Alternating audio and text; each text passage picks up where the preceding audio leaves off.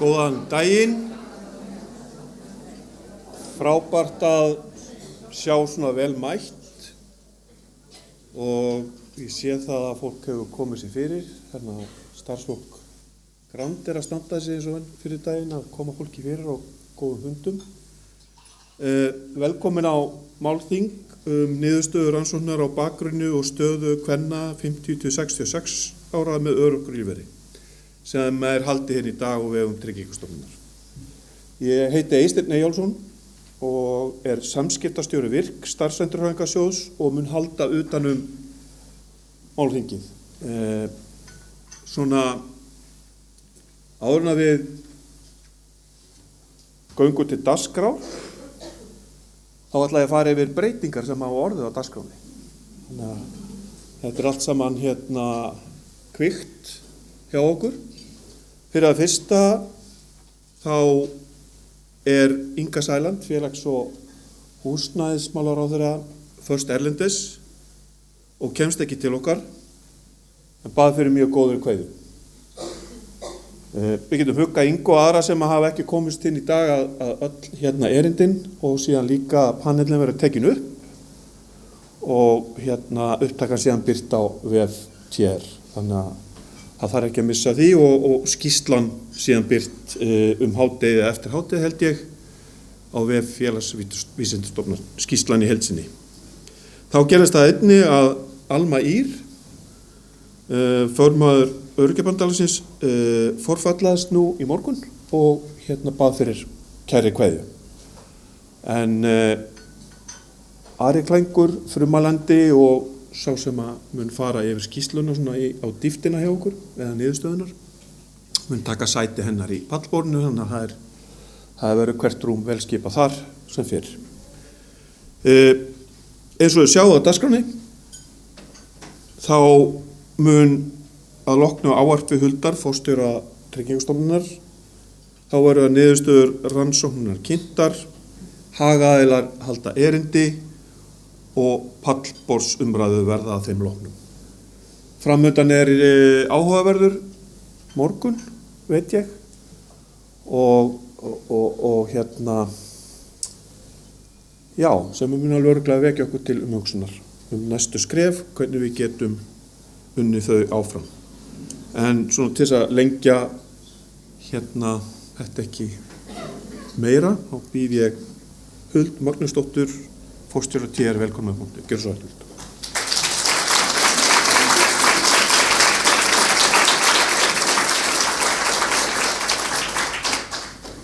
Góðan daginn.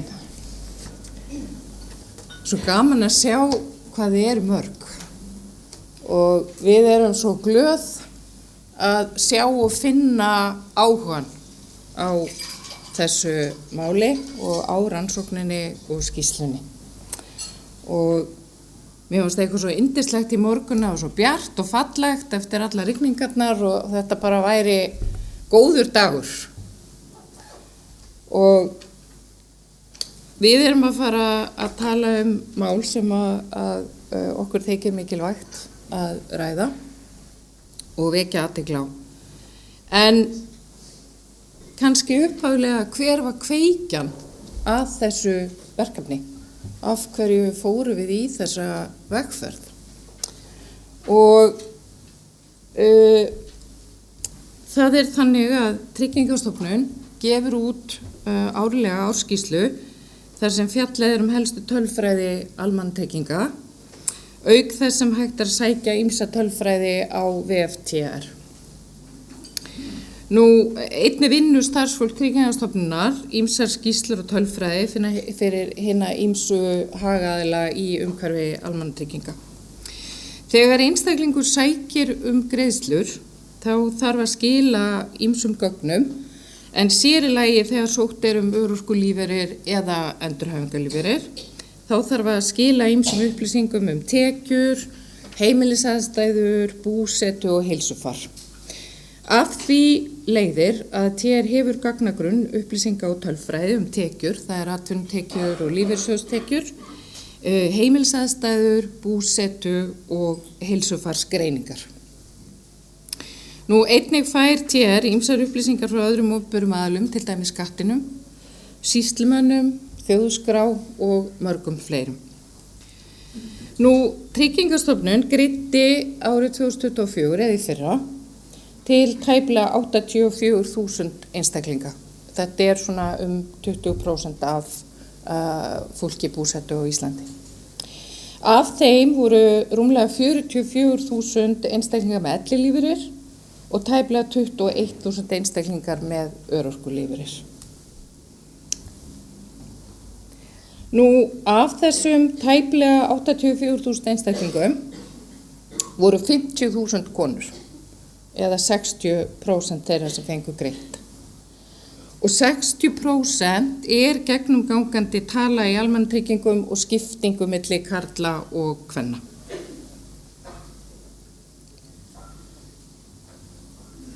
Nú, konur eru til að mynda 61% þeirra sem eru með örorkulífeyrir og 62% þeirra sem eru með endurhæfingarlífeyrir.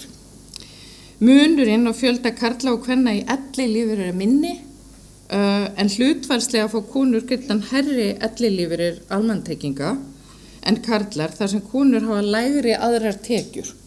Það er atvinnutekjur, lífeyrissjóðstekjur og fjármagnstekjur. Konur eru einnig í miklu meirihluta þeirra sem fá greidd mæðra- og feðralaun eða 94%. Konur fá greiddar 85% af umönnunargreiðslum barna. 65% þeirra sem fá greidda heimilisuppbót eru konur og 71% þeirra sem fá greiddan barnalífeyrir eru konur og 82% þeirra sem fá greiðslur vegna langveikra eða fatlaðra barna eru konur. Við vinnslu á skýrsla undanfarin ár hefur það vakið sérstaklega athygli að hlutfall kvenna eftir 55 ára aldur með örorkulífeyrir almannatrygginga væri hátt sem hlutfall kvenna búsettum á Íslandi og eða í sumum aldursbilum eða árgöngum væri hlutfalli rúmlega 26%. Og þessari glærum að sjá fjölda og hlutfall kvenna frá 55 ára til 66 ára með örorkulífeyrir. Dökkgrænu súlan eru allir með örorkulífeyrir á þessum aldri, konur og karlar, og í öllum árgöngum eru konur 60% eða fleiri af hópnum. Fjólubláa súlan eru konur og línan er hlutfall kvenna af árgangi. Eins og sjáum á línunni eru konur yfir 60 frá 20% allt upp í rúmlega 26% allra kvenna á Íslandi. Þetta þýðir að í sumum árgöngum eftir 60 er fjórða hver kona á Íslandi öryrki. Ef við höldum svo áfram að skoða tölfræði hópsins, þá sjáum við að konur með örorkulífeyrir á aldrinum 50-66 ára eru flestar með heildartekjur, það er réttindi almannatrygginga, auk annarra tekna, á bilinu 400 til 500.000 krónur á mánuði, eða 41% af hópnum. Og 86% af hópnum er með heildartekjur frá 300 til 600.000 krónur á mánuði. En hvað liggur til grundvallar örorkumati þessara kvenna? Langflestar konur í hópnum 50 til 66 ára með örorkumat eru með greiningarnar stoðkerfisvandi og geðrænvandi. Hafa ber í huga að í flestum vottorðum eru nokkurar greiningar en í kerfum TR er horft til fyrstu greiningar sem ástæðu örorkumats. Á þessari glærum að sjá fjölda og hlutfall greininga og að það verður víxlun greininga hjá konum 55 ára aldur. 32% kvenna á aldrinum 50 til 54 ára eru með greininguna geðraskanir en 27% stoðkerfisvandi. Í aldurshópnum 60 til 66 ára hafa þessar greiningar víxlast og þá er 35% kvenna með stoðkerfisvanda en 24% geðraskanir. Hafa ber í huga að greiningin geðraskanir er mjög víðfeðm og nær yfir fjöldan allan af greiningum vegna geðheilsu. Eins og sjá má og heyra af allri þessari upptalningu er ljóst að staða kvenna með örorkulífeyrir og hinnar ýmsu greiðslur benti til þess að ástæða væri til að staldra við og sérstaklega hið háa hlutfall kvenna eftir 55 ára aldur með örorkulífeyri. Þó að TR hafi góðan gagnagrunn og ýmsar upplýsingar, þá vöknuðu ýmsar spurningar hvað veldur því að svo margar konur og hátt hlutfall kvenna á vissum aldri fara af vinnumarkaði. Ef við skoðum aftur þessa glæru hér, þá sjáum við að konur eru fleiri í öllum aldurshópum í örorku en karlmenn að undanskildum ungum mönnum 18 til 29 ára. En þar eru karlmennum þriðjungi fleiri en konur.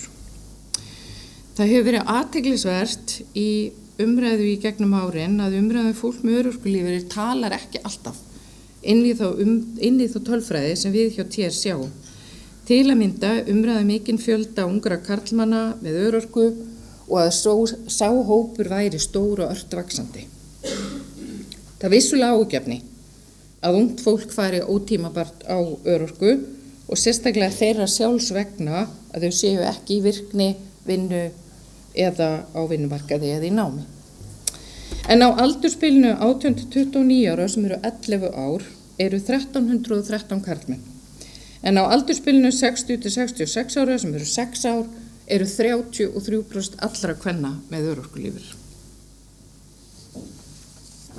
Ég vil taka fram að mikil áhersla á endurhæfingu hefur sannarlega skilað árangri í þessum málum og við sjáum nýgengi örorku fara lækkandi, hægt og sígandi á meðan fjölgun í endurhæfingu og fjöldi þeirra sem fara á endurhæfingarlífeyri og sækja ekki örorku að því loknu fer fjölgandi. Við erum því að ná árangri með yngra fólk í endurhæfingu. En aftur að konum með örorkulífeyri og hlutfall. Í grunninn þá eru 20 til 25% kvenna á Íslandi eftir 60 með örorkulífeyri. Yfir 40% kvenna yfir 50 með örorkulífeyri eru með stoðkerfisvanda og rúmlega þriðjungur kvenna með örorkulífeyri yfir 60 og yfir 60% allra kvenna með örorkulífeyri eru eldri en 50 ára. Við erum því að tala að stóru hópurum með örorkulífeyri sem fer að vinnumarkaði eru konur eftir 50. Öll þessi tölfræði talaði inn í undirbúning fyrir nýtt kerfi örorku og endurhæfingar og að mögulega þyrftum við betri og meiri upplýsingar til að skilja betur bakgrunn og aðstæður. Það var því okkar mat að við þyrftum að fá upplýsingar til að búa til grunnlínu sem væri hægt að nýta til undirbúnings á kerfi sem talaði betur inn í aðstæður og boðið væri upp á lausnir sem væri líklega til að gagnast einstaklingum og samfélaginu. Það var því ljóst að okkur vantaði gögn, tölfræði, upplýsingar til viðbótar við það sem við höfum í gagnagrunnum TR. Í nýjum lögum almannatryggingar sem taka gildi nú eftir 11 daga eða 1. september næstkomandi kveður á endurskoðun lagana eftir 5 ár og við þá endurskoðun verði horft til reynslunar af breyttu fyrirkomulagi þjónustu og greiðslna, meðal annars tölulegra upplýsinga, viðhorfa notenda og framvindu mála innan stjórnsýslunar. Við endurskoðun verði áhrifin af nýju kerfi metin og meti hvort markmiðin með þeim kerfisbreytingum sem var ætlað hafi náð fram að ganga. Til að meta áhrifin af nýju kerfi þurfum við þessa grunnlínu sem ég nefndi áðan og við þurfum að framkoma reglulega uppfærslu og tölfræði og gögnum svo við getum tekið afstöðu til þess hvort að kerfisbreytingin hafiði áhrif. Það svo margt nýtt í farvatninu. Það verið að byggja einn hvata til atvinnuþátttöku, fólks með örorkumat, það kemur nýtt samþætt sérfræðimat, það eru samhæfingarteymi, það er aukin þjónusta og margt fleira og það og verður mikilvægt að meta áhrifin af kerfisbreytingunni.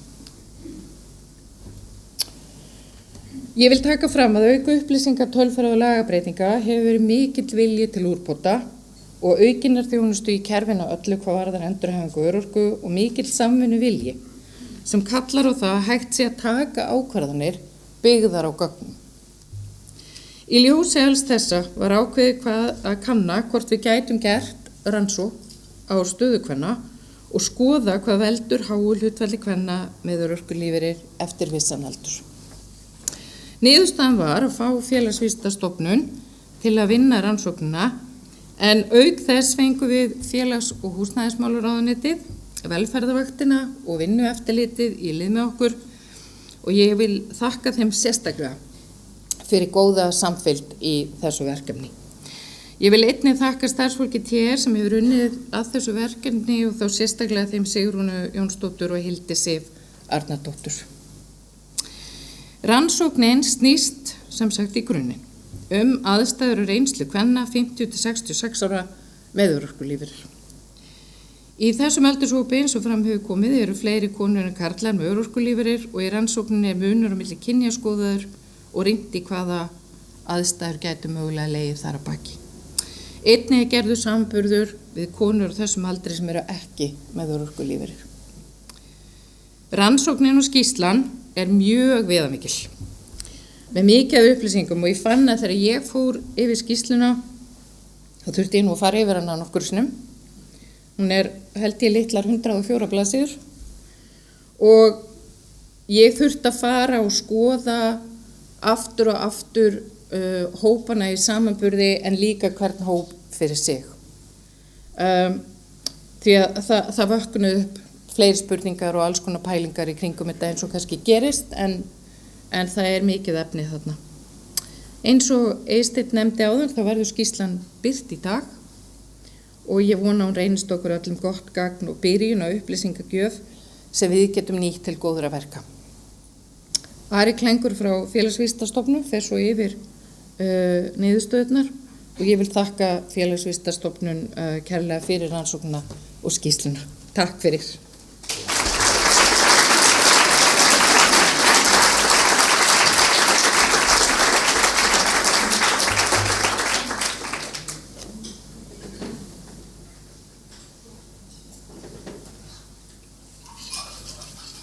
Takk fyrir Huld. Áður en Ari Klængur kemur upp og fer yfir sessat niðurstöðuna af skýrslunni. Þá verða ekki fyrirspurnir á eftir í panel, heldur ætlum við að fara yfir og reyna að nýta hana stutta tíma sem við höfum til þess að reifa helstu atriðin við þau sem að sitja hér í panelum með mér. Við ætlum að virða tímamörk af því að tíma okkar er dýrmætur og við þráttur að málefni sé mjög mikilvægt, þá höfum við öðrum hnöppum að hneppa í góðaverðinu í dag.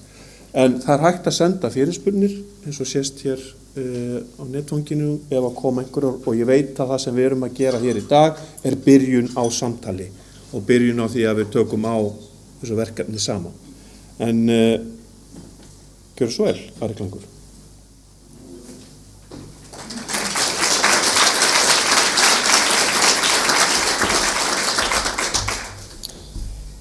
Já, góðan daginn. Ég ætla svona að byrja á að var ykkur við. Ég verð svona næstu 40 mínúturnar eða svo og mun bomba á ykkur töflum og myndum og ég ætti að segja prósentur örugglega svona 500 sinnum. Þannig að ég vona að ég sé bara búin að fá ykkur kaffi og fylla bollana. En skýrslan var sem sagt unnin að beiðni Tryggingastofnunar og að rannsókninni standa eins og Huld sagði í félags- og húsnæðismálaráðuneytið, velferðarvaktin og vinnueftirlitið. Og það var Félagsvísindastofnun Háskóla Íslands sem að sá framkvæmd könnunar, úrvinnslu og skýrsluskrif. Og við erum sem sagt 4 frá Félagsvísindastofnun sem að koma með þessu verkefni og það er ég, Stefán Þór, Guðlaug Júlía og Ásdís Arnalds. Og skýrslan verður birt sem sagt á heimasíðu Félagsvísindastofnunar og þetta er sem sagt tengillinn á hana. En sem sagt, ef við fyrir aðeins aftur yfir bakgrunn og markmið, það sem sagt rannsókninni sem að skýrslan byggir á var ætlað afla aukinnar þekkingar á því hvaða ástæður geta legið að baki háu hlutfalli kvenna á aldrinum 50 til 66 ára sem að fá örorkulífeyri.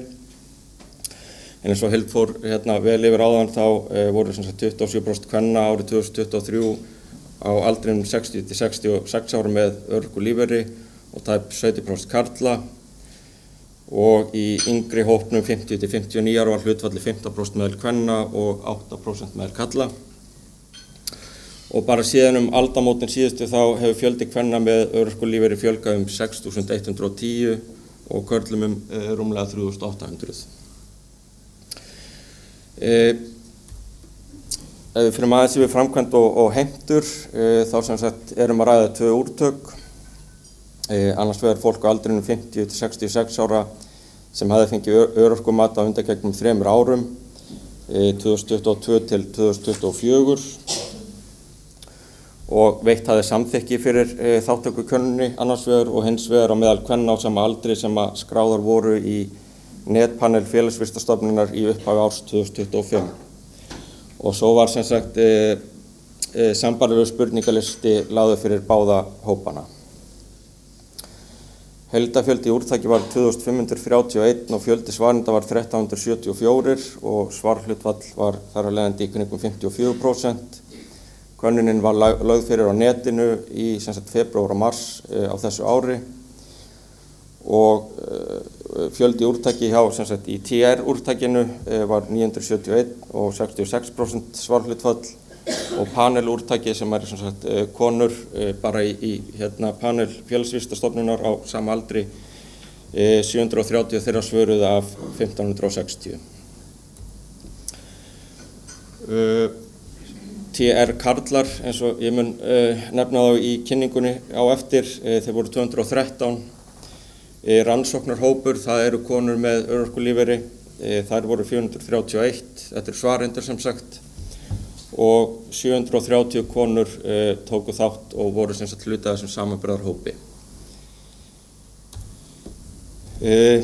Úrvinnsla, þetta síðasta leiðilega glæran. Aðferðafræði rannsóknarinnar byggir sem sagt á samanburði á milli þessara hópa, þessara 3 hópa og hvort tölfræðilega marktæku munur sé á hlutföllum á milli þeirra. Þannig að fyrir vikið þá getum við ekkert verið að fullyrða einhver mögulegu orsakasambönd en niðurstöðurnar gefa engar síður ákveðnar vísbendingar mögulega áhrifaþætti og hvað við ættum mögulega að skoða nánar. Og svo í öllum töflum og myndum þá aðeins birt svör þeirra sem tóku afstöðu til spurningarinnar og því getur verið ólíkur fjöldi svara að baka hverja töflu og mynd þar sem að sumir þátttakendur völdu bara að svara ekki ákveðnum spurningum. Svo ef við fyrir aðeins yfir bakgrunn þáttakenda þá sjáum við að sem sagt mun fleiri konur í rannsóknarhópi höfðu einungis lokið grunnnámi eða minna en konur í samanburðarhópi eða 22% samanborið 9% í síðarnefnda hópnum og á hinn bóginn höfðu hlutfallslega fleiri úr samanburðarhópi klárað háskólanám, hvort sem var á grunn- eða framhaldsskólastigi eða 53% samanborið 27% kvenna í rannsóknarhópi. Ef við byrjum aðeins saman með karlana síðan, þá sjáum við að tæplega þriðjungur karla með örorku, sem sagt TR karlar, TR úrtak, var með grunnskólapróf eða minna, 37% höfðu lokið innnámi og 9% grunnnámi í háskóla. Það var spurt út í fjölda á heimili þáttakenda og svarendur í rannsóknarhópi voru líklegri en konur í samanburðarhópi til að búa einar, eða 29% þeirra samanborið við 22% kvenna í samanburðarhópi. Og jafnframt voru það líklegri til að búa með einum öðrum, eða 47% samanborið við 42% í síðarnefnda hópnum, en á móti voru hlutfallslega færri sem að bjuggu í stærra heimilisaldi og ekki reyndist tölfræðilega marktækur munur á milli kvenna og karla í TR úrtakinu. Þegar svör voru borin saman eftir því hvort var að ræða konur í rannsóknar- eða samanburðarhópi má sjá að konur í rannsóknarhópi voru ólíklegri til þess að búa í eigin húsnæði en 77% þáttakenda svaraði á þá leið sem sagt að þeir byggi í eigin húsnæði samanborið 91% kvenna í samanburðarhópi. Jafnframt var tölfræðilega marktækur munur til staðar þegar konur í rannsóknarhópi voru bornar saman við TR úrtak karla en karlarnir voru ólíklegri en konur til að búa í eigin húsnæði eða rúmlega 2 af hverjum 3, þannig að var enn lægra hlutfall þar. Töluverður munur var á tekjudreifingu eftir hópum þegar konur í rannsóknarhópi og samanburðarhópi voru bornar saman. Þannig var rúmlega fjórðungur kvenna í rannsóknarhópi með heimilistekjur undir 401.000 krónum á mánuði, samanborið 6% kvenna í samanburðarhópi.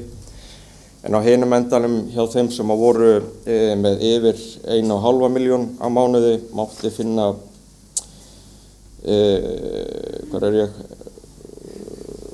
mátti finna tæplega fjórðung kvenna í samanburðarhópi, samanborið við 3% kvenna í rannsóknarhópi.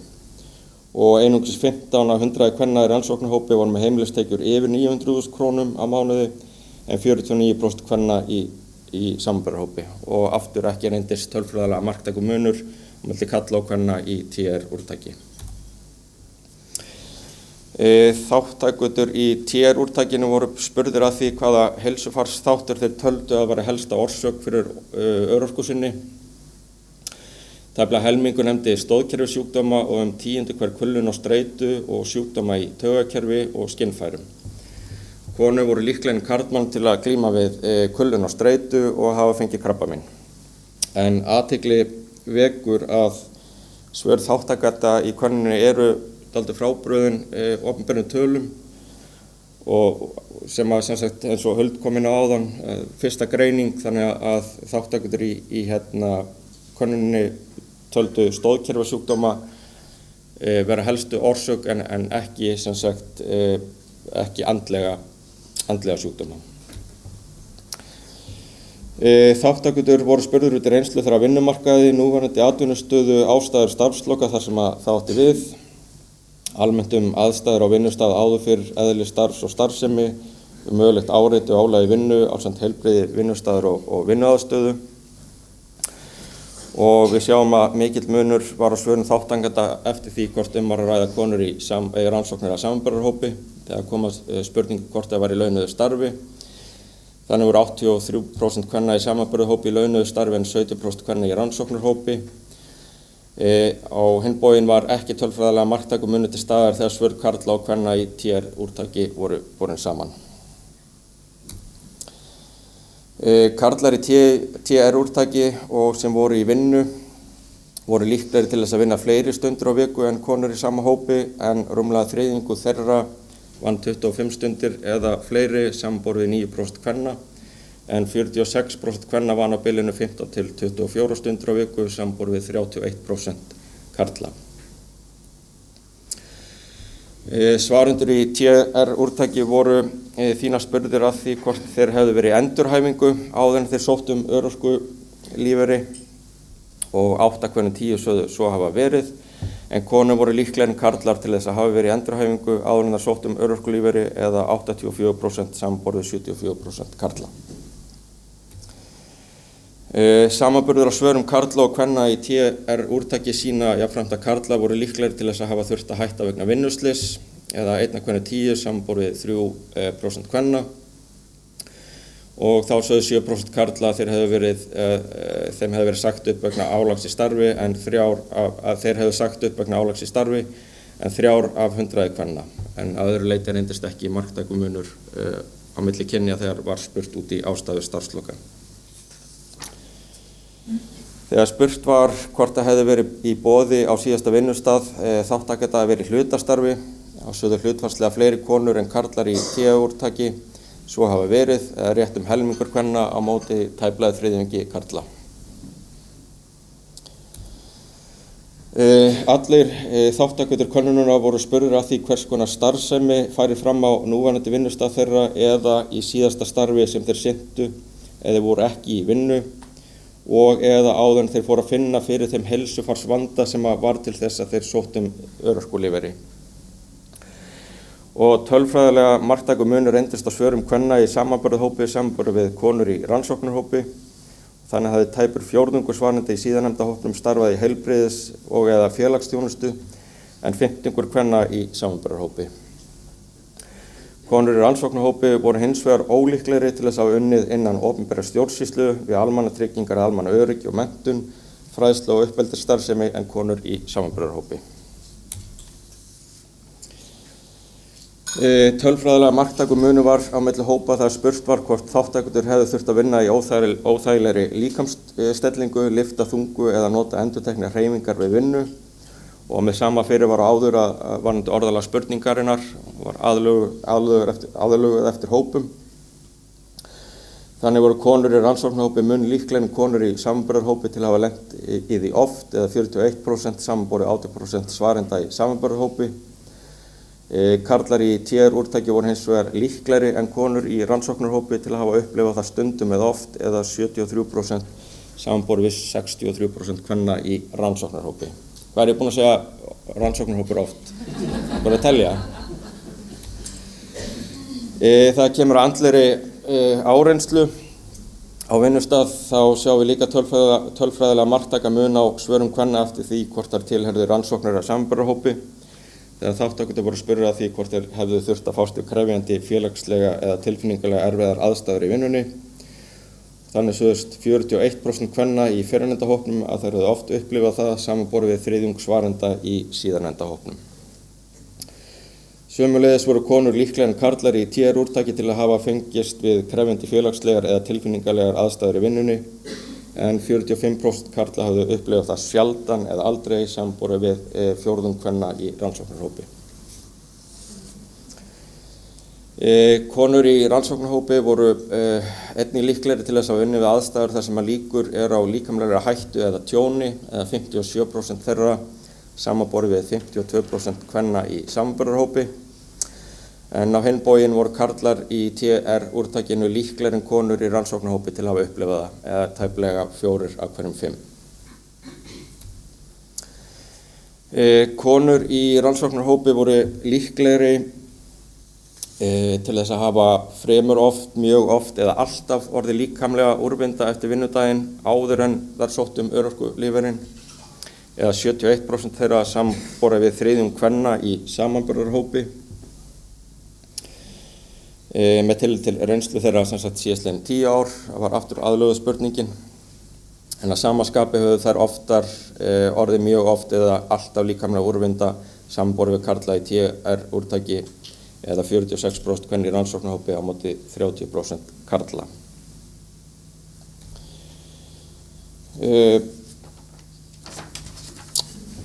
Næst sem sagt andlegt álag, og þá sjáum við að konur í rannsóknarhópi voru líklegri til þess að hafa upplifað það mjög oft eða alltaf að hafa verið andlega úrvinda eftir vinnudaginn, bæði í samanburði sem sagt við konur í samanburðarhópnum og karla í TR-úrtakinu. 2 af hverjum 5 konum í rannsóknarhópi höfðu orðið andlega úrvinda í vinnunni mjög oft eða alltaf, samanborið 80% kvenna í samanburðarhópi og 27% karla í TR-úrtaki. Tölfræðilega marktækur munur reyndist einnig á svörum kvenna í rannsóknarhópi og samanburðarhópi þegar þær voru spurðar að því hvort þær hefðu þurft að vinna á miklum hraða. En 29% kvenna í rannsóknarhópnum sögðu það hafa komið fyrir fremur oft og 26% mjög oft eða alltaf, samanborið við 25% og 13% í síðarnefnda hópnum. Og ekki var marktækur munur þarna milli karla og kvenna í TR-úrtaki. Það reyndist ekki tölfræðilega marktækur munur á svörum eftir því hvort að konur tilheyrðu rannsóknar eða samanburðarhópi þegar spurt voru út í einelti á vinnustað. Hins vegar þegar við beinum sjónum alfarið að TR-úrtakinu þá voru konur líklegri en karlar til að hafa orðið fyrir einelti á vinnustað eða 27% kvenna samanborið við 18% karla. Þátttakendur voru spurðir að því hvort þeir hefðu unnið stærstan hluta starfsævinnar í dag eða vaktavinnu, og samanburður á svörum leiddi í ljós að konur í rannsóknarhópi voru ólíklegri en konur í samanburðarhópi til þess að hafa ávallt verið í dagvinnu, eða 40% samanborið við 50% kvenna í síðarnefnda hópnum, og tæplega fjórðungur kvenna í rannsóknarhópi hafði ýmist varið álíka stórum hluta starfsævinnar í vakt- og dagvinnu eða verið yfirleitt eða alfarið í vaktavinnu, samanborið 14% kvenna í samanburðarhópi. Og þarna var heldur ekki tölfræðilega marktækur munur að ræða þegar svör karla og kvenna voru borin saman í TR-úrtakinu.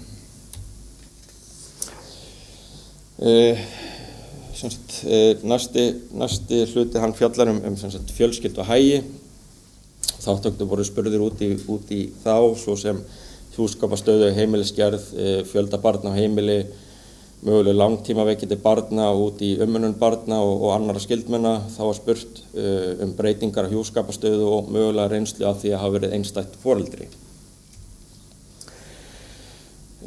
Og við sjáum að tölfræðilega marktækur munur var á fjölda barna, sem sagt eldri en 18 ára, á heimilum kvenna í rannsóknarhópi annars vegar og samanburðarhópi hins vegar, en ekki í samanburði á milli karla og kvenna í TR-úrtaki. Þannig voru konur í rannsóknarhópi líklegri til að segja að þær byggju ekki með barni eða 68% þeirra samanborið 57% kvenna í síðanendahópnum. 5. hver bjó með einu barni sínu eldri en 18 ára og 8% með 2 börnum, en sambærilega tölur fyrir konur í samanburðarhópi voru 25 og 15%.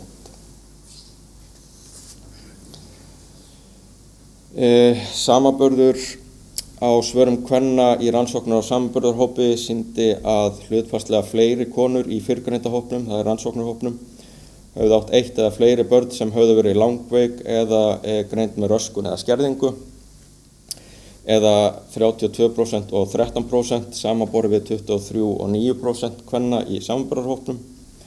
Og þá voru konur í rannsóknarhópi líklegri en karlar í TR-úrtaki til að hafa átt 1 eða fleiri börn sem höfðu verið langveik eða greind með fötlun, röskun eða skerðingu, eða 45% samanborið við 28% karla.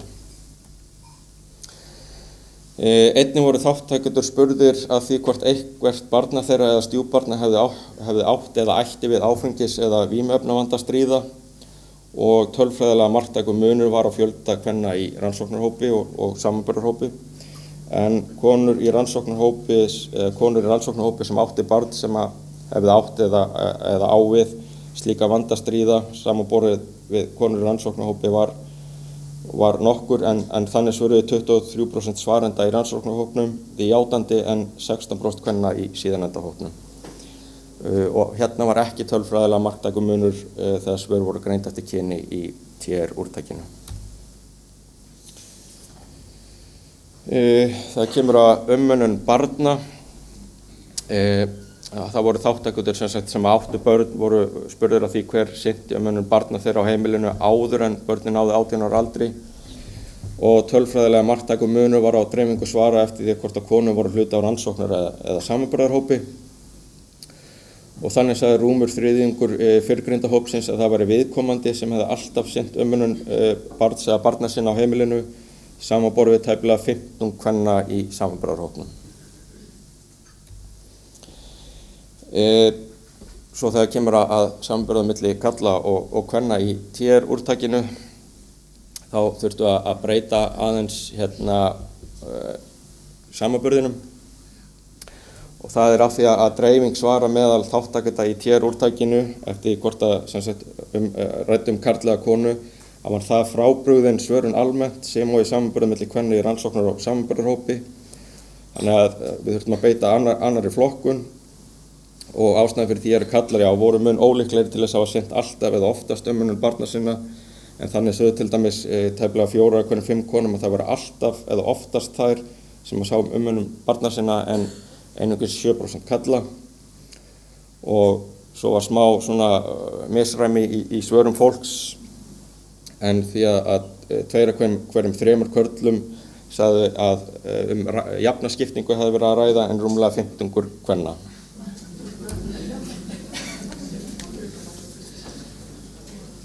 Þá voru konur í rannsóknarhópi einnig líklegri en konur í samanburðarhópi til þess að segja að það var alltaf þær sem að sá stuðning eða umönnun barn sem var orðið 18 ára, eða 28% samanborið 16% í síðanendahópnum.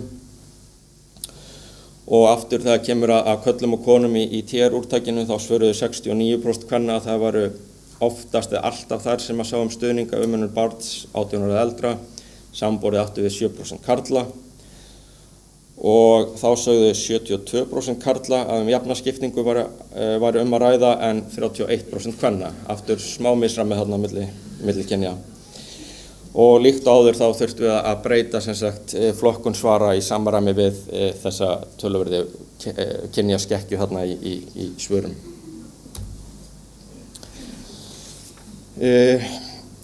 Þegar kemur að umönnun skildmenna þá voru konur í rannsóknarhópi líklegri en karlar í TR-úrtaki til að hafa sinnt eða veitt skildmenni slíka umönnun, eða 37% samanborið við 21% karla, en það voru ólíklegri en konur í samanburðarhópi þar sem að 42% svarenda sögðust hafa oft veitt skildmenni umönnun.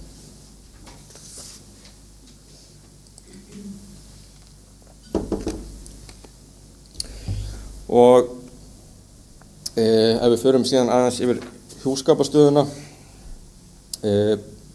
Þá var tölfræðilega marktækur munur til staðar eftir því hvort að þátttakendur voru tilheyrðu rannsóknar að samanburðarhópi og þannig var tæplega fjórðungur kvenna í rannsóknarhópi einhleypur og 56% í hjónabandi, samanborið við 14% og 66% kvenna í samanburðarhópi og hérna reyndist ekki tölfræðilega marktækur munur á milli kynja í TR-úrtakinu.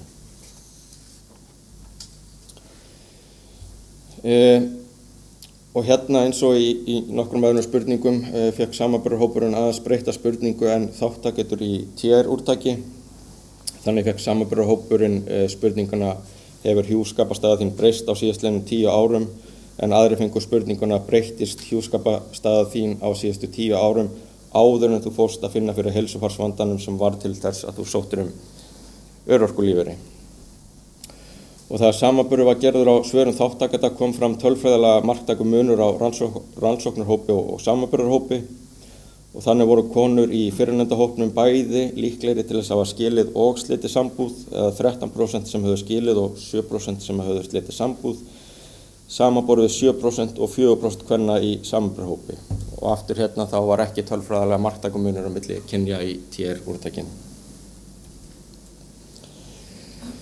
Jafnframt voru konur í rannsóknarhópi bæði líklegri en konur í samanburðarhópi og kallar í TR-úrtaki til þess að hafa verið einstætt foreldri. Þannig sögðust 58% kvenna í rannsóknarhópi hafa verið einstætt foreldri samanborið 44% kvenna í samanburðarhópi og 23% þeirra höfðu verið einstætt foreldri lengur en 10 ár samanborið 13% kvenna í samanburðarhópi. Karlar í TR-úrtaki voru einnig ólíklegri en konur í sama hópi til þess að hafa verið einstætt foreldri, sama hvort var að ræða til skemmri eða lengri tíma. Þannig hafði rúmlega 15 reynsla því að hafa verið einstætt foreldri, 16% sem sagt í 1 til 5 ár og 6% lengur en það. En sambærilegt hlutfall kvenna í rannsóknarhópi var 23% í 1 til 5 ár og 34% í 6 ár eða lengur.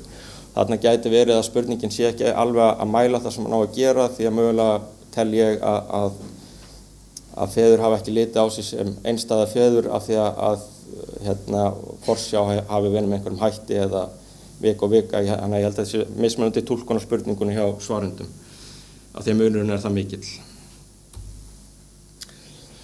Næst voru þáttakendur spurðir út í húsnæðis- og fjárhagsaðstæður sínar. Það hvort þeir hefðu misst húsnæðið sitt, út í gæði húsnæðisins og hversu vel eða illa þeim hefði gengið að láta endan á saman fjárhagslega.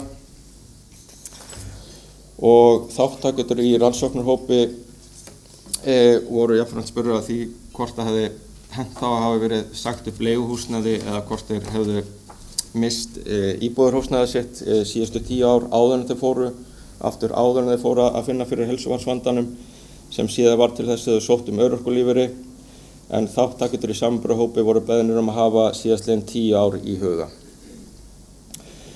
Og tölfræðilega marktækur munur var til staðar þegar samanburður var gerður á svörum. Þannig höfðu 15 konur af 100 í rannsóknarhópi verið sagt upp leiguhúsnæði, misst eigið íbúðarhúsnæði eða hvoru tveggja. Samanborið 6% kvenna í samanburðarhópi sem hefði annaðhvort verið sagt upp leiguhúsnæði eða misst eigið íbúðarhúsnæði. Og hérna var ekki tölfræðilega marktækur munur á milli kynja í TR-úrtaki. Þá voru konur í rannsóknarhópi líklegri til þess að hafa búið í húsnæði sem að gæti talist óheilnæmt eða 9% samanborið 5% kvenna í samanburðarhópi. En konur í samanburðarhópi voru hins vegar líklegri til þess að hafa starfað í slíku húsnæði eða 16% samanborið við 9%. Og hérna var ekki tölfræðilega marktæka mun að ræða þegar konur og kallar í TR-úrtaki voru borin saman. Þáttakendur í TR-úrtaki voru spurðir þegar á heildina var litið hversu auðvelt eða erfitt það hefði verið fyrir þá og fjölskyldu þeirra að ná endum saman með þeim tekjum sem voru til ráðstöfunar aftur áður en þeir fóru fyrst að finna fyrir heilsufarsvandanum sem síðar var til þess að þeir sóttu örorkulífeyri og þáttakendur í samanburðarhópi voru hins vegar beðnir að hafa í huga síðastliðin 10 ár. Konur í rannsóknarhópi voru líklegri en konur í samanburðarhópi til þess að segja að það hafi reynst frekar að mjög erfitt eða 22% samanborið við 12% kvenna 22% og 12% samanborið við 15% og 6% kvenna í samanburðarhópi og hérna reyndist heldur ekki marktækur munur á milli karla og kvenna þegar samanburður var gerður. Að lokum voru þátttakendur síðan spurðir út í þætti sem að tengjast erfiðri lífsreynslu, hvort þeir ættu áfallasögu sér að baki og þannig var meðal annars spurt hvort þeir hefðu orðið fyrir ofbeldi og þá tíðni ofbeldisins og gerendur í því samhengi, mögulegan missi maka og eða barna og sögum áfengis eða fíkniefnaneyslu innan fjölskyldunar og þá voru kvenkyns þátttakendur spurðir að því hvort þær hefðu einhvern tímann átt erfitt með að sinna vinnu vegna einkenna breytingaskeiðsins, til dæmis skapsveiflna, svitakófs, svefnleysis, kvíða, þreytu eða annarra einkenna. Og tölfræðilega marktækur munur var til staðar þegar dreifing svara var greind eftir því hvorum hópnum konurnar tilheyrðu, það rannsóknar eða samanburðarhópi. Þannig voru þátttakendur í rannsóknarhópi líklegri til þess að upplifa slík einkenni oft eða stundum eða 41% samanborið 36% í síðarnefnda hópnum.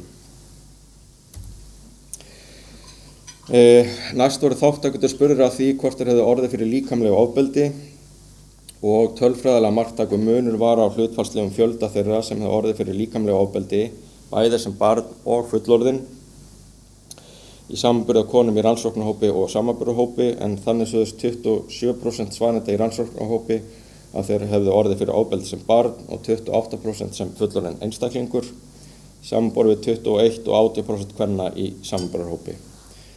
Hérna reyndist ekki tölfræðilega marktækur munur á svörum karla og kvenna í TR-úrtaki.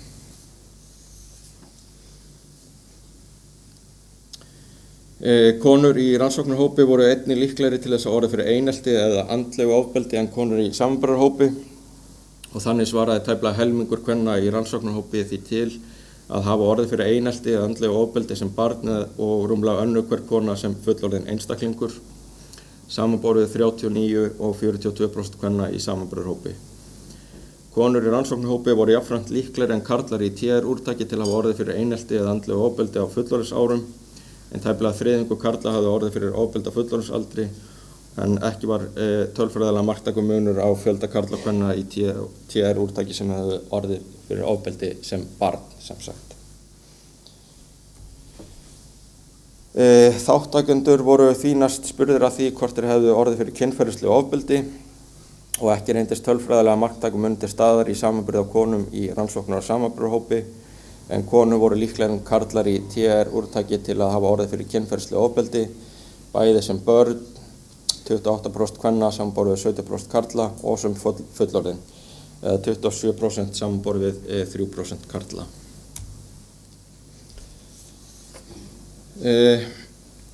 Og þeir þátttakendur sem sögðu að þeir hefðu orðið fyrir líkamlega ofbeldi sem barn voru þína spurðir út í tíðni ofbeldisins og konur í rannsóknarhópi voru líklegri til þess að hafa lent í því reglulega en konur í samanburðarhópi eða rúmlega þriðjungur samanborið við 15 kvenna í samanburðarhópi.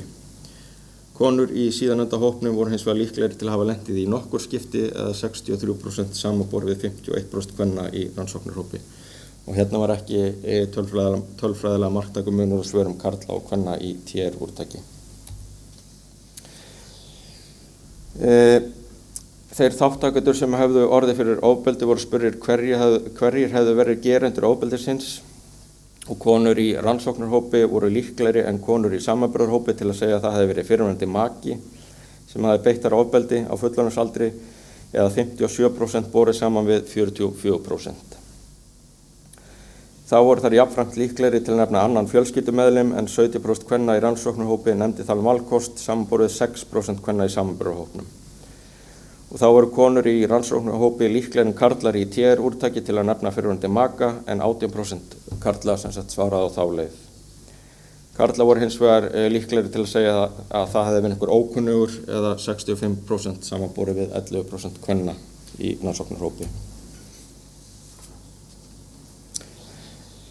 Það kemur að andlegu ofbeldi, þá voru konur í rannsóknarhópi jafnframt líklegri en bæði konur í samanburðarhópi og karlar í TR-úrtaki til að hafa orðið fyrir andlegu ofbeldi eða einelti fyrrverandi maka, eða 48% samanborið við þriðjung kvenna í samanburðarhópi og sama hlutfall meðal karla í TR-úrtaki.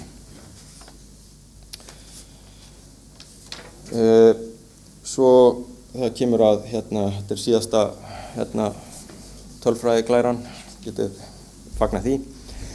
Það kemur að áfengis- og vímuefnavanda, þá voru þátttakendur spurðir á því hvort þeir hefðu einhvern tímann átt við áfengis- eða vímuefnavanda að stríða eða vanda vegna ávana bindandi lyfja, en ekki reyndist tölfræðilega marktæka mun að ræða það að samanburður var gerður á konum í rannsóknar- og samanburðarhópi, en fyrrnefndi hópurinn var ólíklegri en karlar til að svara játandi, en þriðji hver karl sagðist hann eiga eða hafa átt við slíka vanda að stríða, samanborið við tíunda hverju konu í rannsóknarhópi. Og svo til að ég verð með skyndipróf á eftir okkur. En svo til að taka þetta saman, þá var rannsókninni sem að skýrslan byggir á, en var ætlað að afla aukinnar þekkingar á því hvers vegna konur á aldrinum 50 til 66 ára væru líklegri en karlar til að fá örorkulífeyri, og aftur með þessum fyrirvara að aðferðafræði rannsóknarinnar hún byggir á að fyrst og fremst að greina mun á milli hópa, en þannig að við getum ekki fullyrt einhver orsakasambönd.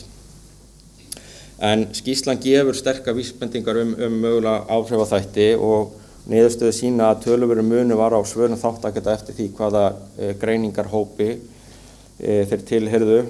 Og við sjáum þennan að konur í rannsóknarhópi, það konur sem fengu örorkulífeyri, voru með lægra menntunarstig en konur í samanburðarhópi, lægri heimilistekjur, og það voru líklegri til að segja að það reynst erfitt að ná endum saman fjárhagslega missirinn áður en þær fóru að finna fyrir þeim heilsufarsvanda sem var til þess að þær fengu örorkulífeyri. Algengara var að konur í rannsóknarhópi hefðu verið í vaktavinnu og starfað við heilbrigðis- og eða félagsþjónustu en konur í samanburðarhópi, og áður en þær hurfu af vinnumarkaði þar sem það átti við. Hlutfallslega fleiri höfðu oft lent í því að þurfa að vinna í óþægilegri líkamsstellingu, lyfta þungu eða nota endurteknar hreyfingar við vinnu. Það voru líklegri til að hafa þurft að fást við krefjandi félagslegar eða tilfinningarlega erfiðar aðstæður á vinnustað, og hlutfallslega fleiri höfðu upplifað það hafa oft orðið andlega eða líkamlega úrvinda eftir vinnudaginn, samanborið við konur í samanburðarhópi. Og hlutfallslega fleiri konur í rannsóknarhópi höfðu verið einstætt foreldri en bæði konur í samanburðarhópi og karlar í TR-úrtaki.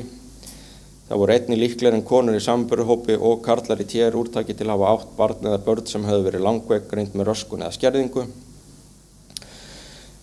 Þá voru þær einnig líklegri en konur í samanburðarhópi til að hafa átt börn sem að glíma eða hafa glímt við áfengis- eða fíkniefnavanda. Og þegar kemur umönnun barna, hvort sem þau voru yngri eða eldri en 18 ára, var umönnun oftar á herðum þeirra en kvenna í samanburðarhópi, og þá sérstaklega karla í TR-úrtaki. Konur í rannsóknarhópi voru jafnframt líklegri til að hafa orðið fyrir ofbeldi, hvort sem var líkamlegu eða andlegu, en konur í samanburðarhópi, bæði sem börn og fullorðnir einstaklingar. Það voru jafnframt líklegri til þess að hafa orðið fyrir heimilisofbeldi af hendi fyrrverandi maka, en konur í samanburðarhópi, og þá bæði við andlegt og líkamlegt ofbeldi, og þá voru það líklegri en karlar til þess að hafa orðið fyrir kynferðisofbeldi. Takk fyrir mig.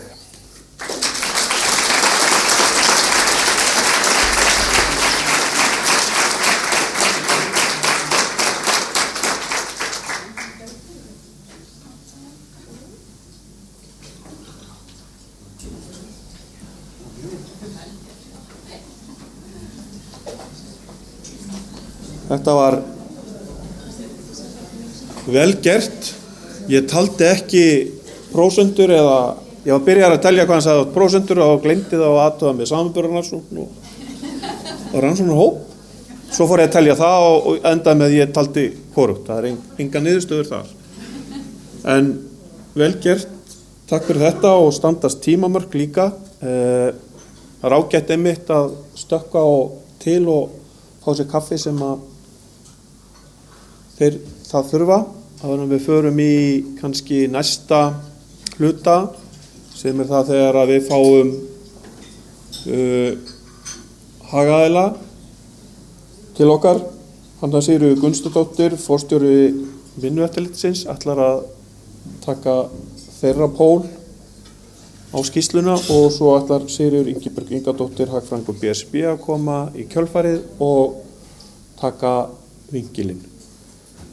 Þarna nefnilega eins og við sáum og við erum kannski öll ennþá að melta efnahagslegir, félagslegir þættir, vinnumarkaðurinn og margt undir. Ég held samt, nú komum við byrjuði kaffi,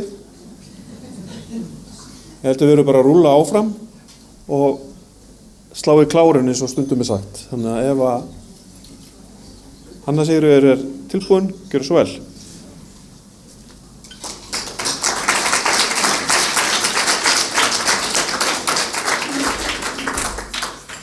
Kæra þakkir, ágætu fundagestir.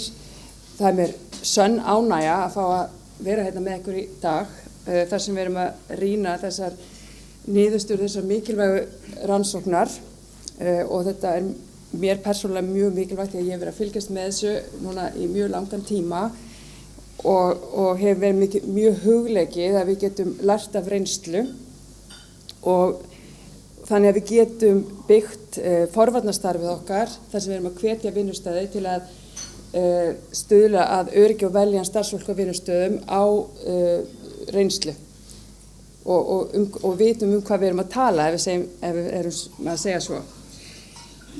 Og bara kæra þakkir til Tryggingastofnunar að hafa riðað vaðið og gert þessa rannsókn.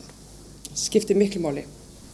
En svona aðeins til að byrja með að þá langaði mig svona aðeins að velta upp hvar starfa konur á innlendum vinnumarkaði og þá fór ég inn á vefsíðu Hagstofu Íslands og komst að því að það eru rúmlega 80.000 konur sem störfuðu á árinu 2024 á aldrinum 25 til 64 ára á innlendum vinnumarkaði sem er tæplega 47% allra starfandi og það er kannski annað sem að gleymist oft í umræðinni að tæplega 50% af konum á þessum aldri á vinnumarkaði er að vinna við opinbera stjórnsýslu í skólakerfinu okkar, veita heilbrigðisþjónustu og félagsþjónustu.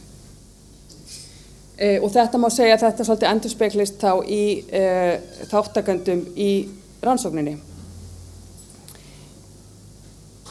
Þegar við skoðum áhættur í vinnuumhverfi kvenna að þá erum við að sjá á niðurstöðunum og það eru aðra niðurstöður sem sýna sambærilega, aðra rannsóknir sýna sambærilega niðurstöður að konur eru að fást við krefjandi félagslega og tilfinningalega erfiða aðstæður í vinnunni og þær eru að vinna við aðstæður þar sem að reynir á stoðkerfið.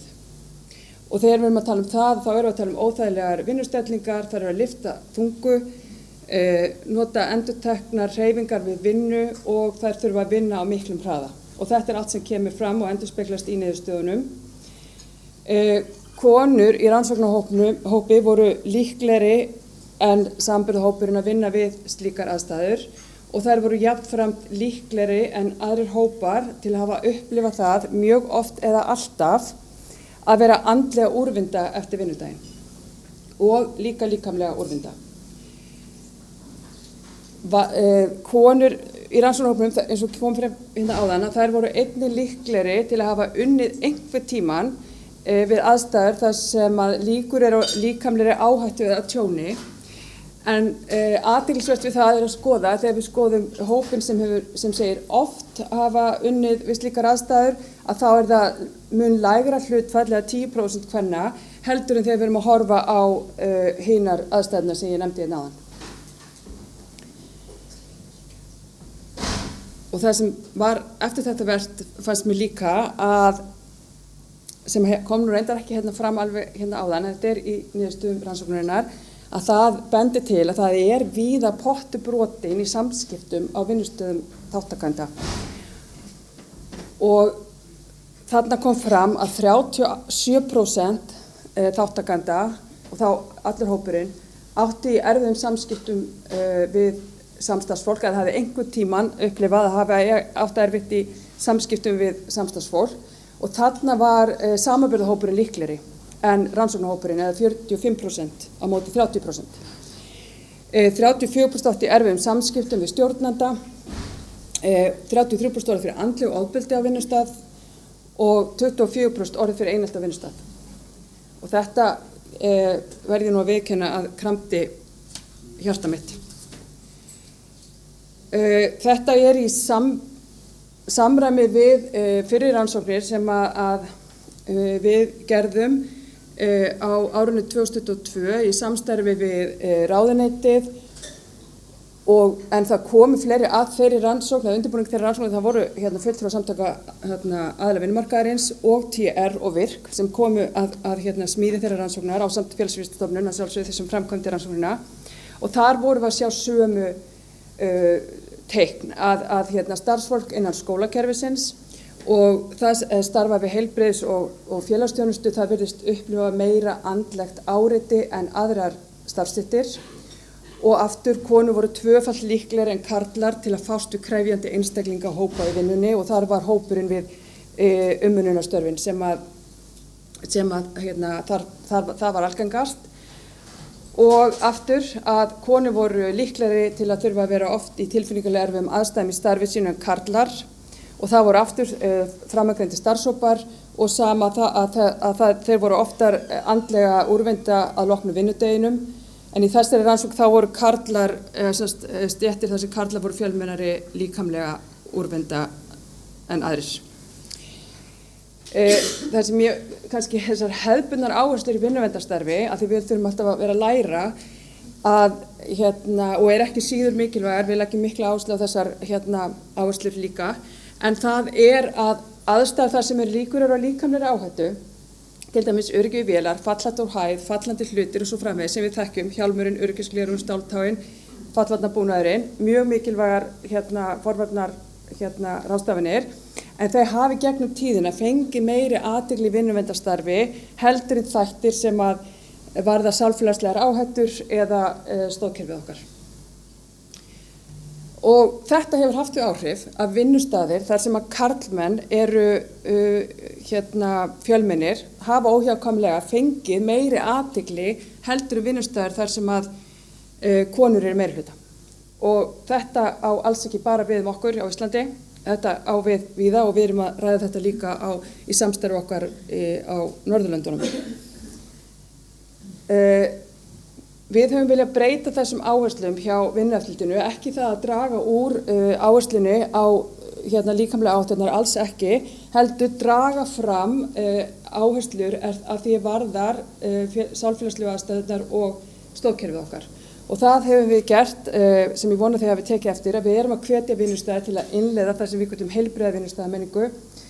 Við erum líka að leggja áherslu á það að við öll sem störfum saman á vinnustöðum, við þurfum að taka þátt og bera ábyrgð, og þarna gegna stjórnendur gríðarlega mikilvægu hlutverki, þeir gefa tóninn og þeir veita stuðning og þeir þurfa að leiða með góðu fordæmi. Við þurfum alltaf að spyrja okkur um samskiptin því þau skipta svo miklu máli. Við erum líka að leggja áherslu á að vinnustæðir hefjist handa við gerð áhættumats við þar sem að teknir eru allir þættir inn, allir áhættuþættirnir inn, og það þarf ekki að vera fullkomið í upphafi, heldur bara að byrja, hefjast handa, gefa sig gaum. Og svo erum við að bjóða upp á fjölbreyttara fræðslu og stoðefni, þar sem við erum að reyna að ná til ólíkra hópa á vinnumarkaði. Vegna þess að við vitum að ávinningur öryggis og vellíðunar á vinnustað skiptir svo ofboðslega miklu máli heilsu fólks. Þegar starfsfólki líður vel á vinnustað og upplifir sig öruggt eru miklu meiri líkur á að það eigi heilbrigð og árangursrík samskipti, það efli samvinnu, sýni ábyrgð í starfi, geri síður mistök, verði lausnamiða, deili hugmyndum og nái árangri í starfi, bæði sem einstaklingar og sem heild á vinnustaðnum. Og þá viljum við spyrja hvernig vinnustaðamenningin og við viljum hvetja vinnustaði til þess að spyrja sig þessar spurningar. Þetta skiptir svo gríðarlega miklu máli.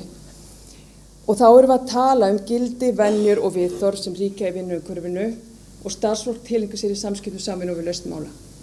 Þannig erum við að bregðast við það sem við erum að sjá að þessi hópar hafa verið að upplifa á vinnustöðum og það er ekki lykilausnanna á milli, heldur við verðum að tala saman og við verðum að setja okkur sameiginleg gildi, hvernig við viljum koma fram við hvert annað, hvernig við viljum hafa hlutina á vinnustöðunum okkar. Hvernig innleiðum við heilbrigða vinnustaðamenningu? Þetta finnst mörgum flókið vegna þess að þetta er ekki eitthvað hakibox, þetta er viðvarandi vinna sem verður að vera alltaf á borðinu hjá öllum, hverjum einasta degi. Þetta verkefni fer aldrei og þetta má alls ekki fara í skúffu. Við þurfum að gera skýra kröfur til hvers ætlast af starfsfólki og hverjar eru væntingar og í þessu felst líka við virðum hlutverk hvers annars á vinnustæðnum. Og aftur sem ég nefndi áðan, það allir að taka þátt og stjórnendur þurfa að ganga á undan með góðu fordæmi. Og þetta er það sem er mjög hugleikið og langar að fá meiri umræðu þetta, að það er að við getum öll valið okkur viðhorfin sem við komum sjálf með til vinnu.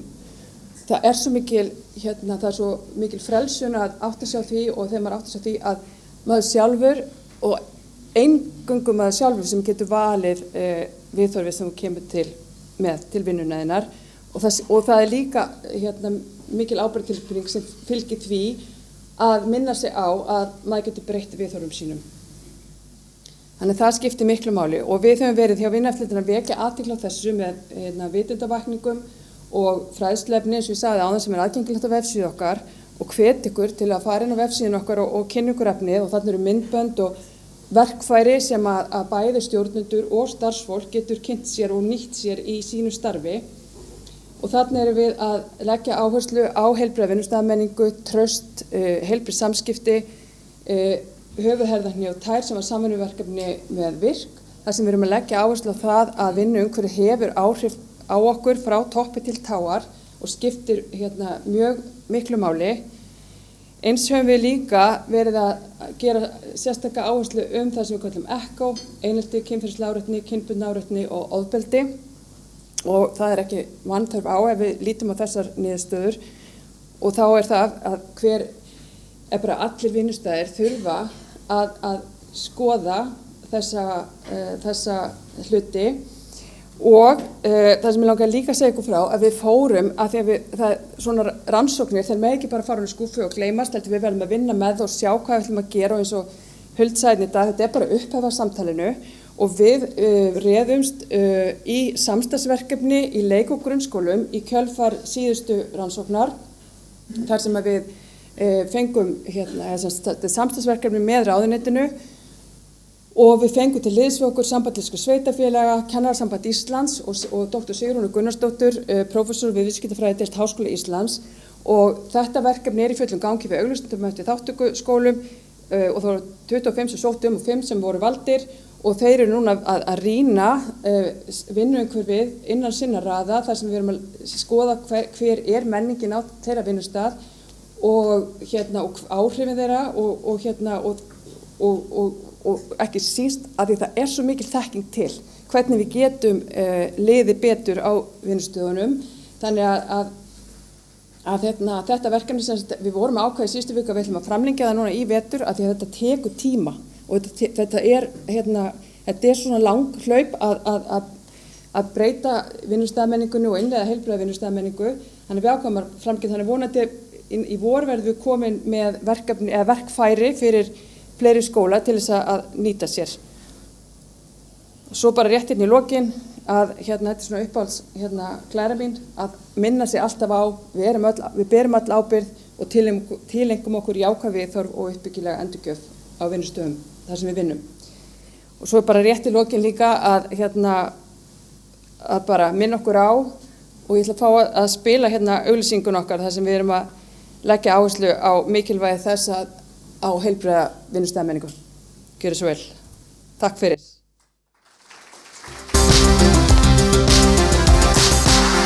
Í lagi eftir daginn var vel gert að höfðinu, var borðið hreint og bakið beint og öll á sömu blaðsíðu. Tökum öll höndum saman, myndum öflugt öryggisnet, í hverju starfi þarf hrós, liðsinni og ljós, komumst áfram saman fyrir fet. Dansum nú, dansa þú, öllu dansum öryggisdans, höfuð herðar, hugur vesku, vinnustaða menning með glans. Í lagi eftir daginn, Vinnueftirlitið.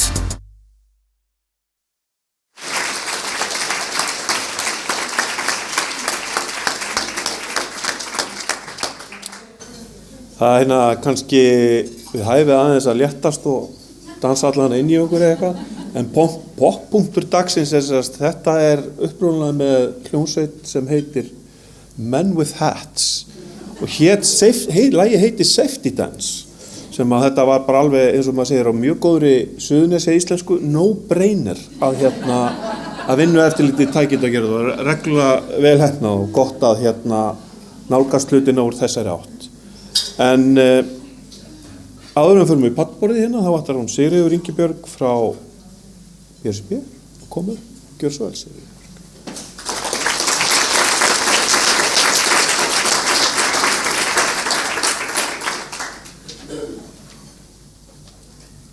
Komiði sæl.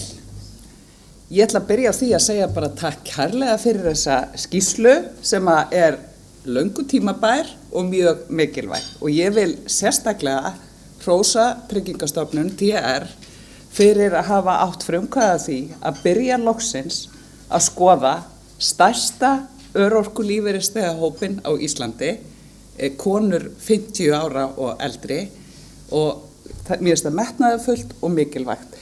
Ég veit að það að hluta til gert út af því að nú örorkulífeyriskerfið að breytast 1. september eins og Huld sagði hérna áðan, en það kvennaár í ár og við sem að stöndum að kvennaári, BSB þar á meðal, við lítum á þessa skýrslu sem gjöf til kvennaárs og þökkum fyrir það. En mér langar bara að byrja á því að sýna ykkur aðeins, það búið að segja mjög margt hér í dag og eitthvað af því verður endurtekning. En ég held að það sé bara allt í lagi því að þetta eru mikilvægar upplýsingar.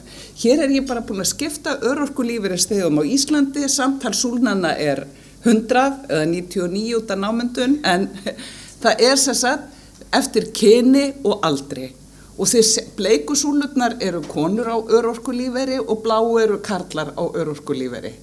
Og ef þið horfið á konurnar 50 til 59 ára og 60 til 66 ára, þá eru þær 35% hópsins, en 50% allra örorkulífeyrisþega á Íslandi, helmingur, konur yfir 40.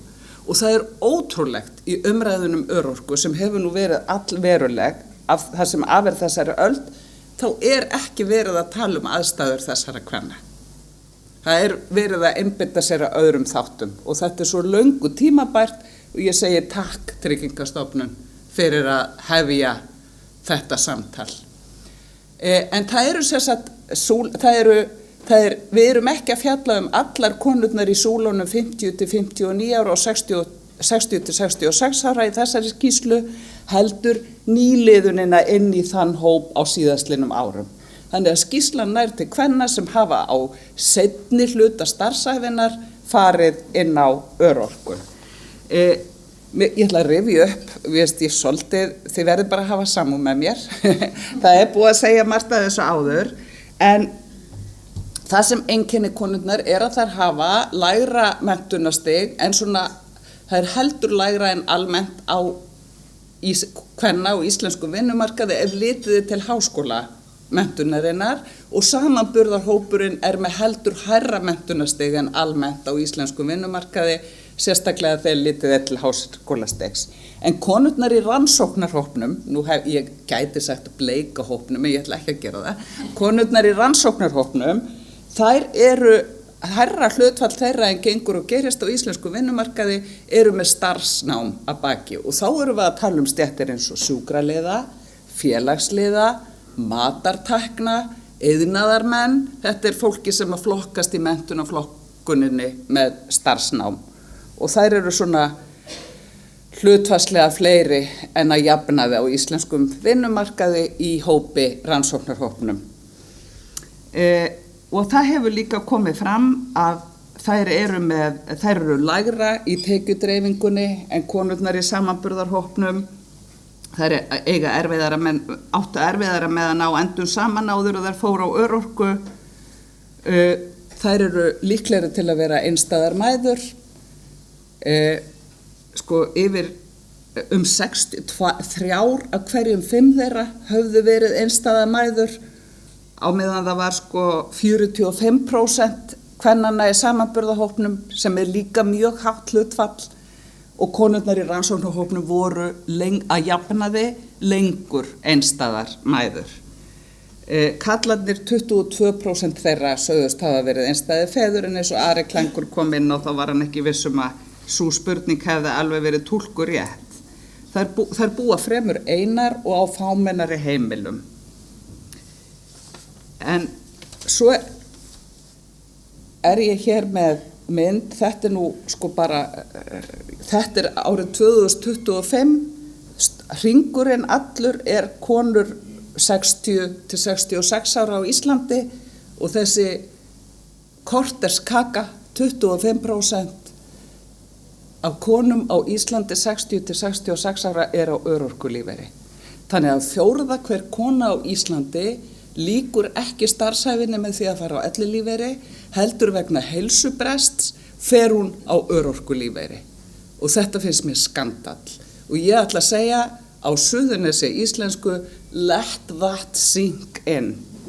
Þú veist, þetta er ástæðan fyrir því að þessi skýrsla er svona mikilvæg. Og þetta sýnir ekki samlega hlið á samfélagi þegar að svona fer fyrir fólki. Ég ætla svona að draga þrennt fram sem að það er þættir sem varða vinnumarkað, þættir sem varða umönnun eða ólaunaða vinnu og þættir sem varða ofbeldi, bara í nokkrum glærum hérna. Eins og fram hefur komið, 24% kvennanna í rannsóknarhópi unnu í heilbrigðis- eða félagsþjónustu, hjúkrunar- og umönnunarstörf. Þetta er hærra hlutfall en gengur og gerist á íslensku vinnumarkaði 20% kvenna vinna í þessum greinum. Og það er 21% kvenna á íslensku vinnumarkaði vinna í menntakerfinu en í okkar konur í rannsóknarhópnum það er 20%. Það er nú svona svipað hlutfall en þær eru ansi hlutfallslega fleiri í samanburðarhópnum sem að lenda þar.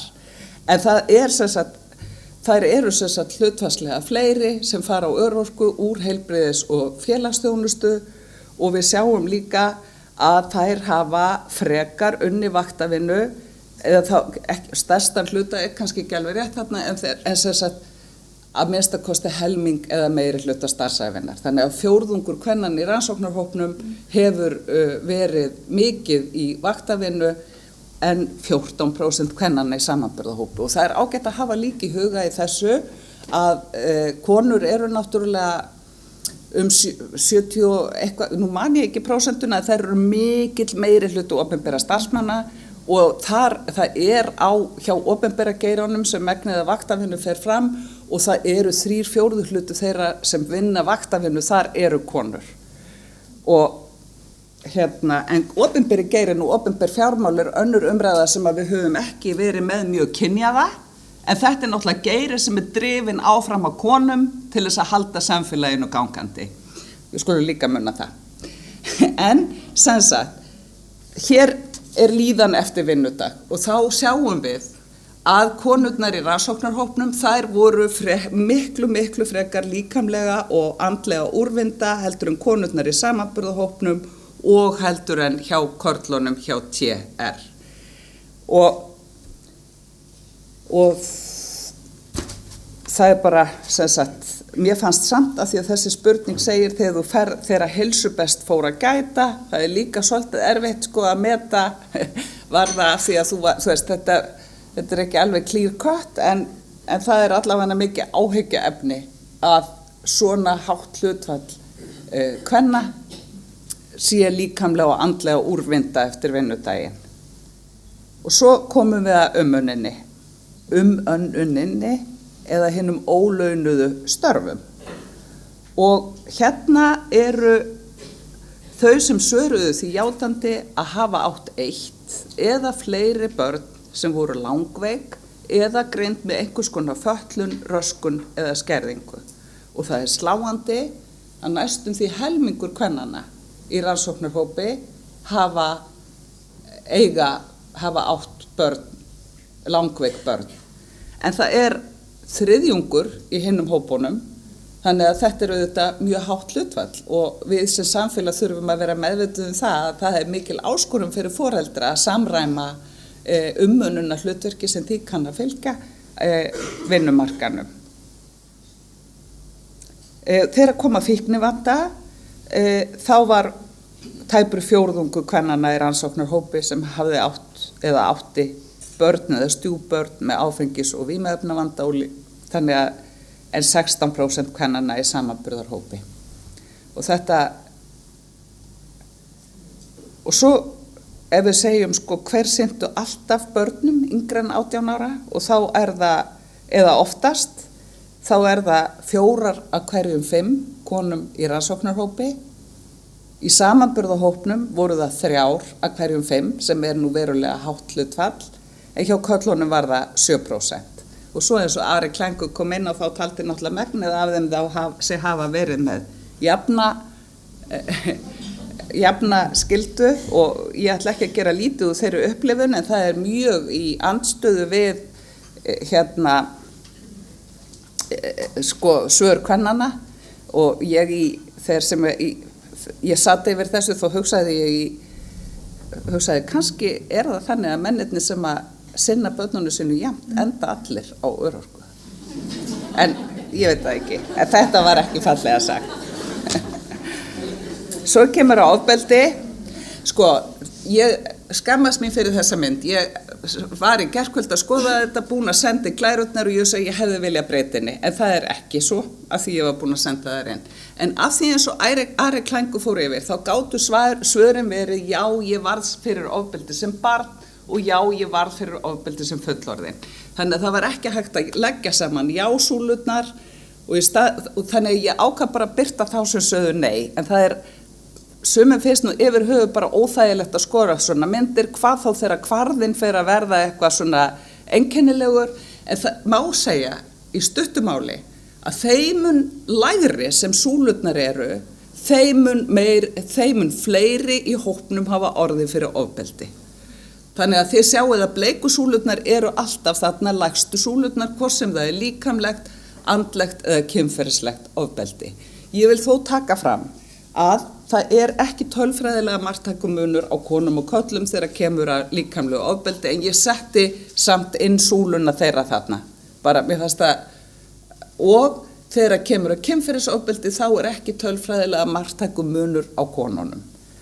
En það sem er kannski einkennandi líka varðandi líkamlegt og andlegt ofbeldi, þá eru konur í rannsóknarhópnum líklegri til þess að hafa orðið fyrir því að hálfu fyrrverandi maka, það var ekki tölfræðilegu marktækumunur og núverandi maka, eða af öðrum fjölskyldumeðlimi. Þannig að þær eru líklegri til þess að hafa orðið fyrir heimilisofbeldi. Þegar kemur að kynferðislega ofbeldinu þá eru þetta náttúrulega bara gigantískar tölur. Og við sjáum að súlan lengsta eru kallarnir sem þær hafa hlutfallslega fæstir orðið fyrir kynferðislega ofbeldi en þó 17% sem er líka bara mjög hátt. En flestir þeirra urðu fyrir kynferðisofbeldi sem börn. Það var miklu jafnari skipting hjá konunum á því.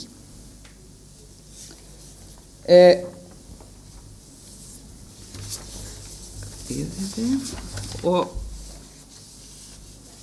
þá kannski komum við að því af hverju ég valdi vinnumarkað, ólaunuð störf og ofbeldi. Ég var svona að horfa, ég las skýrsluna og horfði á hana út frá kröfum Kvennaás. Það er á 6. tug félagasamtaka sem hafa sameinast Kvennaár og komið sér saman kröfur á stjórnvöld sem voru afhentar 24. október síðastliðið. Og þessar kröfur eru þríþættar. Það er lúta að því að kerfisbundið vanmat á störfum kvenna verði leiðrétt. Bæði hvað varðar launakjör og starfsaðstæður. Og hér sjáum við að konurnar í hjúkrunar- og umönnunarstörfum, eða þær sem eru flesta þar, auðvitað er þetta konur í fjölda annarra starfa, þetta eru konur sem voru líkamlega andlega úrvinda. En þetta eru líka konurnar sem voru líklegasta til þess að ná ekki endum saman. Þannig að kröfurnar lúta að því að umönnunar ábyrgð og ólaunuð vinna verði jöfnuð milli karla og kvenna. Og það er hægt að fara í fjölda stjórnvalds til þess að stuðla að því.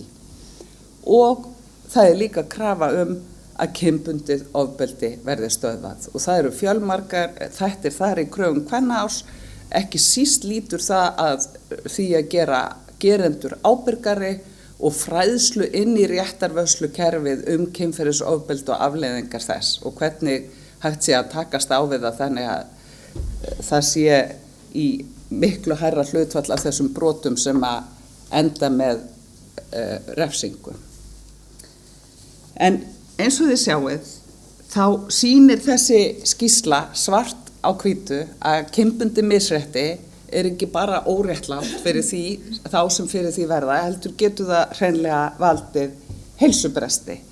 Við sjáum líka í þeirri skýrslu sem hér er til umfjöllunar að staða karlana á örorkulífeyri er ekkert sérstaklega öfundsverð og stundum eru þeir í verri aðstæðum en konurnar, sérstaklega þegar kemur á húsnæðisöryggi og að því svona félagslegum tengslum. Og áður við útrópum konurnar í samanburðarhópnum sem sigurvegara, þá verðum við að hafa í huga að við erum ekki með random úrtak af karlmönnum yfirleitt. Þetta eru karlar sem eru komnir inn á örorkulífeyri sem eru ekkert svo stór hópur miðað við kvennahópin. Þannig að þessi skýrsla, hún staðfestir í raun og veru margt sem svona hefur, sem maður hefur haft grunum, hún vekur upp fjölda spurninga og hún sýnir okkur hvaða er mikilvægt að einhverjir, ég er ekki vissum að það sé endilega hlutverk Tryggingastofnunar, en að einhverjir aðilar taki boltann og fari í nánari rannsóknir þannig að við fáum samanburð líka við karlana. En ég ætla að þakka kærlega fyrir og ég hlakka til frekari samræðina hérna í pallborðinu.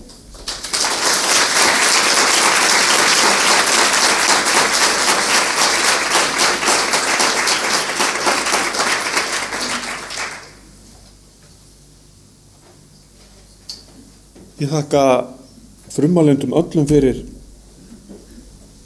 mikilvæg, fræðandi og innlegg sem að kveikja spurningar hjá okkur, vekja spurningar.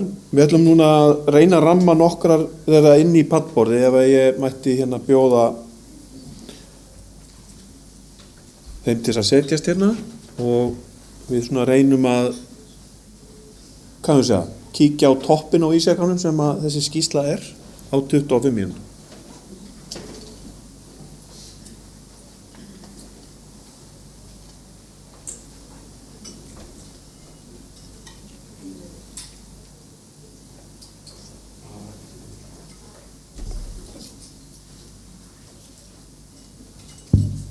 Segir maður ekki alltaf 1, 2? Jú. Heyrðu, við erum hérna með einn mikrofón á hægri og annan á vinstri. Velkomin í þáttinn. Hérna dálítið kannski það sem að vekur orð þín, Sigríður Ingibjörg, hérna undir lokin einhvern veginn fannst mér vera það sem að maður upplifði þegar maður las skýrslun og að maður líka innlegginn er að hérna þessi hópur sem að við mörg höfum verið að vinna með og vitum að er viðkvæmur og er í erfiðri stöðu. En þessi skýrsla einhvern veginn rammar inn það sem að hérna víða hefur komið fram í raun og veru og við höfum óbygglega þið sérstaklega fagmenninu sem eru í hérna fremstu línu finna í ykkar starfi og kannski er það alveg sérstaklega mikilvægt að fá svona skýrslu fram og þér og þeir sem standa aðrir að skýrslunni eða góða þakk og mikla þakk fyrir á hvern ári að koma þessu fram. Þannig að við reynum kannski aðeins að svona skoða þetta þannig. Þannig að þessum dramatísku orðum sögðum, þá ætla ég að byrja á kannski einni spurningu sem við byrjum á kannski til ykkar þriggja hérna, og það sko leynast í þessari skýrslu, og ég ætla kannski að spyrja þig fyrst, Huld, að leynast í þessari skýrslu jákvæðar, eru jákvæðar, eru tækifæri til liggja hana tækifæri. Svona, þetta alveg omvend sko, eftir að við erum búin að horfa á alvarleikann og stöðuna, en þannig að nú fá allir mjög einfalda spurningu. Huld, yfir til þín. Já, það sem að mér fannst nú ánægilegt þegar að ég fékk skýrsluna fyrst í hendurnar var að við vorum svo glöð með hvað svar hlutfallið úr okkar hópi var gott. Og ég vil kannski taka það sérstaklega fram að við erum auðvitað ákaflega þakklátt öllu þessu fólki sem að tók töluverða tíma í að svara. Því annars hefði þetta auðvitað ekki verið hægt, og við gerum okkur alveg grein fyrir því að það var ábyggilega töluverð vinna að svara öllum þessum spurningum, og þær voru margar, og þið sjáuð það þegar þið sjáuð skýrsluna, margar spurningar voru mjög erfiðar. Svona erfiðar fyrir mann að svara, og fólk hefur þurft að hugsa sig um. Þannig að við erum mjög þakklátt fyrir þetta góða svar hlutfall, sýnir að fólk hafði áhuga á að koma skoðunum sínum og upplýsingum að framfæri. Þannig að það var nú kannski að fyrsta, það var jákvæða sem við vorum mjög ánægð með.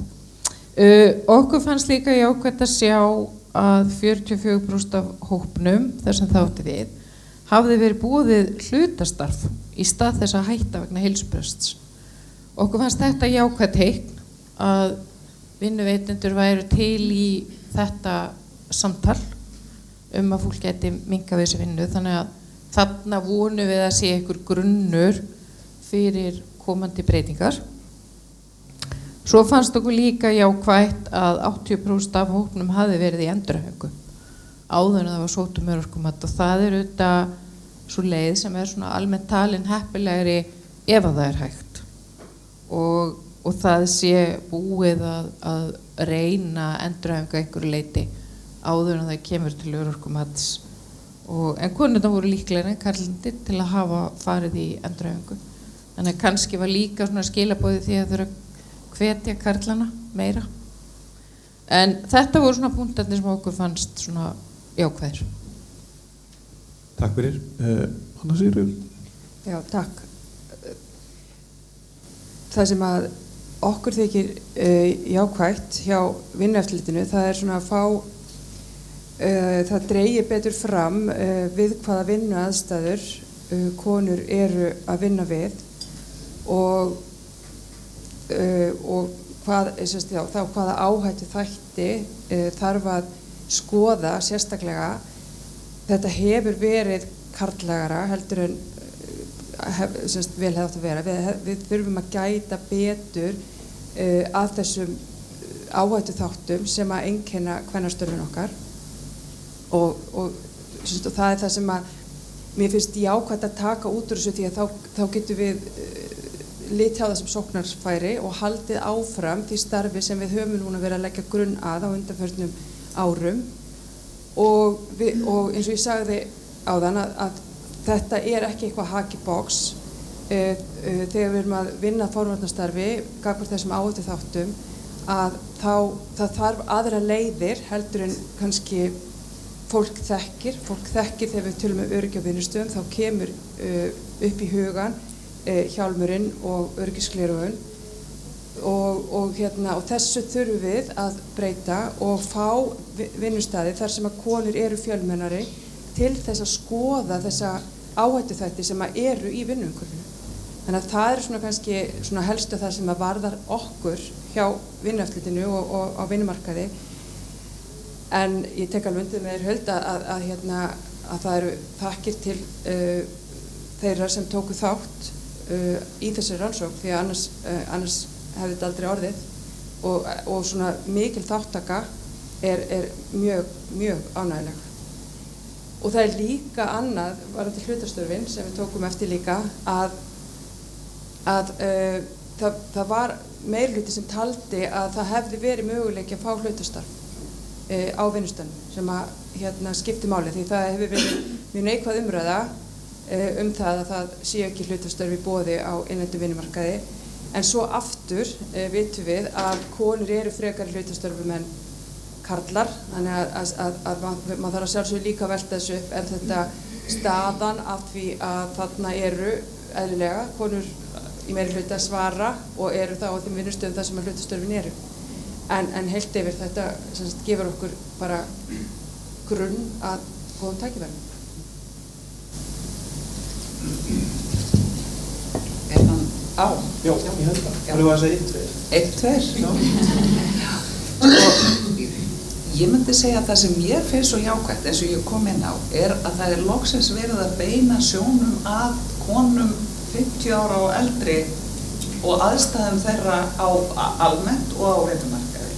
Og ég ætla kannski bara að leyfa mér að því ég starfa hjá BSRB, meiri hluti félagsfólki okkar aðildafélögum eru konur, meiri hluti okkar fólk starfar í heilbrigðis- og félagsþjónustu og við erum alltaf í öllum okkar umsögnum að hamra á því að það þurfi að efla innviði í opinberri þjónustu, það þurfi að huga að starfsaðstæðum og slíkt og ég segi bara það sem er jákvætt fyrir okkur er að nú erum við með enn betri efni við til þess að rökstyðja kröfur okkar og áherslur af því að þetta er í raun og veru eins og ég sagði, umræðum opinberra geirann hefur ekki verið kynjuð, umræðum örorku hefur ekki verið kynjuð en samt örorkan þar eru konur í meirihluta og hjá hinu opinbera starfa konur í miklum meirihluta. En það hefur bara verið litið fram hjá því og ég held að þessi skýrsla er hvað á maður að segja, en svona stuðningu við það að vekja athygli á þessu og fá samfélagið til þess að hugsa meira þessi stóri mikilvægi kerfi út frá jafnréttis sjónarmiði. Takk kærlega. Takk Ari fyrir að hlaupa í skarðinu stuttu fyrir að ræða inn í panelin. Ég ætla nú ekki að biðja þig að fara inn í niðurstöðun og velja svona uppáhaldsniðurstöðuna þinnar úr svona eins og velja á milli kannski barnanna sína, ímynda mér þegar maður er búin að vera að vinna lengi. En ég er kannski meira að horfa svona áttina að rannsókninni sjálfri og hvað svona þú sérð svona út frá þínu lýðhelsu vinkli það hvað var hægt að taka áfram, hvað er hana inn í þessari niðurstöðu skýrslu sem kallar á það að er það að greina orsakasamböndin eða er það sem að væri hægt að gera, svo ég tek bara eitthvað hérna. Já, ég er nú bara aumur lýðfræðingur en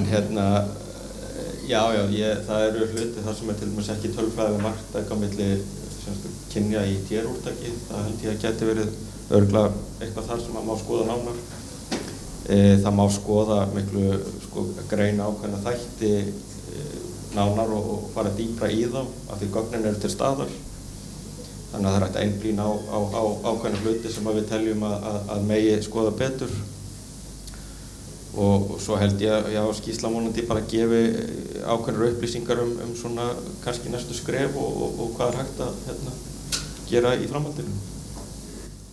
Takk. Og takk fyrir svörin strax þannig komið að það eru tækifærið hana ótrúlega og ekki síst í þessari kannski samantekt sem að rannsóknin og síðan skýrslan á að byggja áfram og kannski akkurat þetta að fókus á þennan hóp meira en gert hefur verið.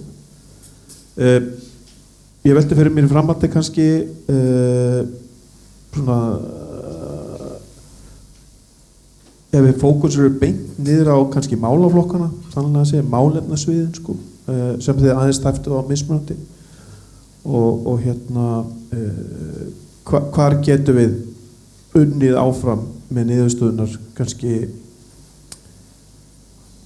í þínum málaflokki Hanna Sigríður í vinnuvendinni. Ég veit að hún tæftir á því áðan en ef við tækjum þess að fara aðeins dýpra þar inn. Já, það sem kannski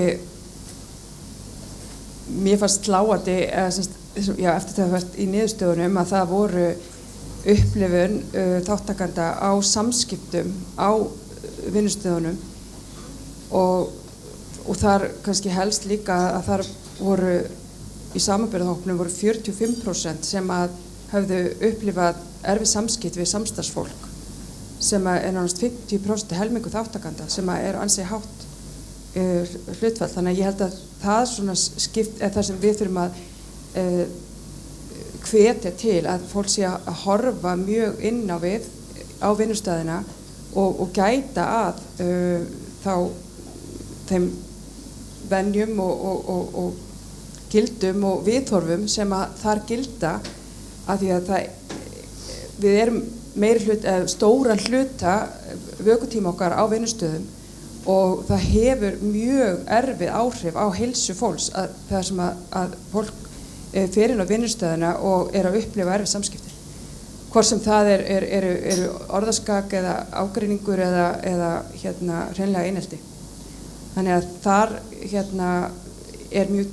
þurfum við að virkilega að leggja áherslu á og svo sjálfsögðu það sem við erum að sjá að mjög hátt hlutfall er að koma inn á örorku vegna stoðkerfisvanda og það er líka annar mikilvægur hluti sem við þurfum að leggja meiri og aukna áherslu á. Við erum byrjuðum í fyrra með samstarfi við Virk og þar þurfum við klárlega, þar eru sóknarfæri, horfi ég á Vigdísi til að halda áfram því að við þurfum að vekja vinnustæði og þá ekki síst, tek undir með sig Ingibjörgu, opinberu vinnustæðina að það er ekki nóg að horfa til húsnæðisins, heldur við þurfum og aðbúnaðin, físiskan líkamlegan aðbúnað eða húsnæðið og tæki tól heldur við þurfum að huga að þessum þáttum og þar kemur líka búnaður með hjálpatækin, léttitækin, við þurfum klárlega að hvetja til að sá búnaður sé til staðar á vinnustöðum. Takk fyrir. Það er líka akkurat þetta með kannski, þegar maður snúum er þér aftur Huld, að þetta með niðurstöðunum sem að koma óvart. Þá bæði eru kannski tvöfalt er eitthvað niðurstöður hann sem koma óvart. Það kannski vekur athygli svona einhvers utanaðkomandi sem skoðar eins og ég að þarna er misjafnt stöðu sína á milli mat þátttakanda á stöðu sinni og af hverju þau fara á örorku og svo aftur á móti hvað liggur á baki greiningunni sjálfri og þetta mér í hug en þetta mér í hug en eru einhverja aðra niðurstöður sem að þú telur svona sláandi eiginlega bara verri en búist var við sem það kemur á þínu málaflokki sviði. Já, ég held að það voru þetta niðurstöður sem komu okkur óvart og tölurnar fíknivanda voru mun hærri heldur en við höfum átt von á eða áttu von á og hátt hlutfall kvenna sem hafa orðið fyrir ofbeldi en það reyndar átti við bara alla hópana. Þannig ég held að okkur sem höfum lesið skýrsluna fannst svörunin ofbeldi alveg sláandi. Og líka það að fólk æri eins og hefur verið bent á algjörlega úrvinda eftir daginn. Það sem að verður líka að hafa í huga þegar þetta er lagt saman, að þetta er ekki 1 + 1 verður 3 eða 5 þegar maður tekur allt saman. Það sem okkur fannst líka mjög áhugavert sem snýr kannski að okkar gagnagrunn og upplýsingum er að svörunin til dæmis greiningar talar ekki inn í tölfræðina og það er eins og að það sé mögulega ekki sami skilningur þegar að fólk er að leita sér aðstoðar vegna heilbrigðisvanda á hjá umsækjandunum eða sjúklingnum eða einstaklingnum versus við hvernig þeir eru að tala og maður ímyndar sér að þetta er eitthvað samtal líðan og heilsubrest og viðkomandi hefur einhverja upplifun á eigin heilsu sem að viðmælandinn hefur ekki og þar af leiðandi skráir eitthvað mögulega annað sem fyrsta heldur en viðkomandi hélt að hann væri að tala um. Þannig að þannig eitthvað svona eins og þetta með andleg veikindi, þau kristallast ekki í þessari rannsókn eins og þau gera almennt í opinberri tölfræði, bæði hjá okkur og annars staðar. Og það er líka, það er athyglisvert að það er hæsta hlutfalli með andleg veikindi rannsóknir talar um sko kulnun, á meðan alls konar rannsóknir hafa sýnt að það er mjög, mjög lágt hlutfall. Þannig að þannig er eitthvað misræmi sem að maður svo kannski áttar sig ekki alveg á hvað veldur og væri líka áhugavert að kanna af hverju er misræmi á milli þess sem að er í opinberri tölfræði versus þar sem fólk heldur sjálft. Það er líka mismunur á tekjum, opinberum tölum um tekjur og það sem fólk gefur upp að það sé með í tekjur. Og þar getur líka verið mögulega einhver misskilningur eða mismunandi skilgreining á því hvað fólk er að telja sem tekjur. Þannig að það gæti líka verið áhugavert og svo hérna er svona eitt af atriðunum sem okkur þætti áhugavert í framtíðinni væri að spurja, það var spurt um fjárhagsáhyggjur fyrir heilsubrest, en það væri líka áhugavert að heyra hverjar tekjurnar voru þegar að fólk hætti að vinna og fá þann samanburð. En svo er dálítið erfitt sko að tala um fólk sem hætti að vinna fyrir 10 árum, að þá getur sá munur ekki verið marktækur, en þetta eru svona alls konar pælingar sem vakna upp í kringum þetta. Takk fyrir. Sigríður Ingibjörg, kannski ef ég svona smelli svipari spurningu til þín, þetta varandi niðurstöðu sem kom á óvart eða sláandi. Það kannski sko ef ég bara kynbræður mínir, hvernig þeir koma út í varandi þriðju vaktina í þessu sko, svona sláandi fyrir mig, prívat og persónulega, líka dálítið sláandi þegar voru að reikna hvað ég gamall að ég er í þessum hópi, þannig að það er kannski eitthvað svona sjálfsmyndaratriði fyrir mig, en stoltur samt af því. Þetta er okkar hópur, Sigríður Ingibjörg, og við erum bara stolt af því. En grínlaust sko, og þá fannst mér það er svona, kannski ég held að mín kynslóð væri ekki alveg þarna sko, í þessu og en kannski bara lifi ég í einhverjum draumaheimi með það, þó sem maður hafa alveg skynjað svona eitthvað afturhvarfi á svona bakslag á síðustu árum. Þetta er nú allt og langt frá mér, en sem sagt Sigríður Ingibjörg, ég ætlaði að spyrja því að niðurstöður sem að þú svona sérð, sem voru kannski komið óvart og voru meira sláandi, ofbeldi hefur hrist við okkur öllum held ég sem kemur frá núna. Ég allavega sko, þriðja vakti hjá kallum kom mér ekki óvart, en Það kemur bara okkur kallmannunum óvart, sem er alveg... Ég var nefnilega einmitt að hugsa ofbeldið, af því mér fannst það meira en ég átti von á, og það er í öllum hópunum. Við sjáum að konurnar í rannsóknarhópi það er kannski best og tíðast, en það er líka rosalegt í hinum hópunum.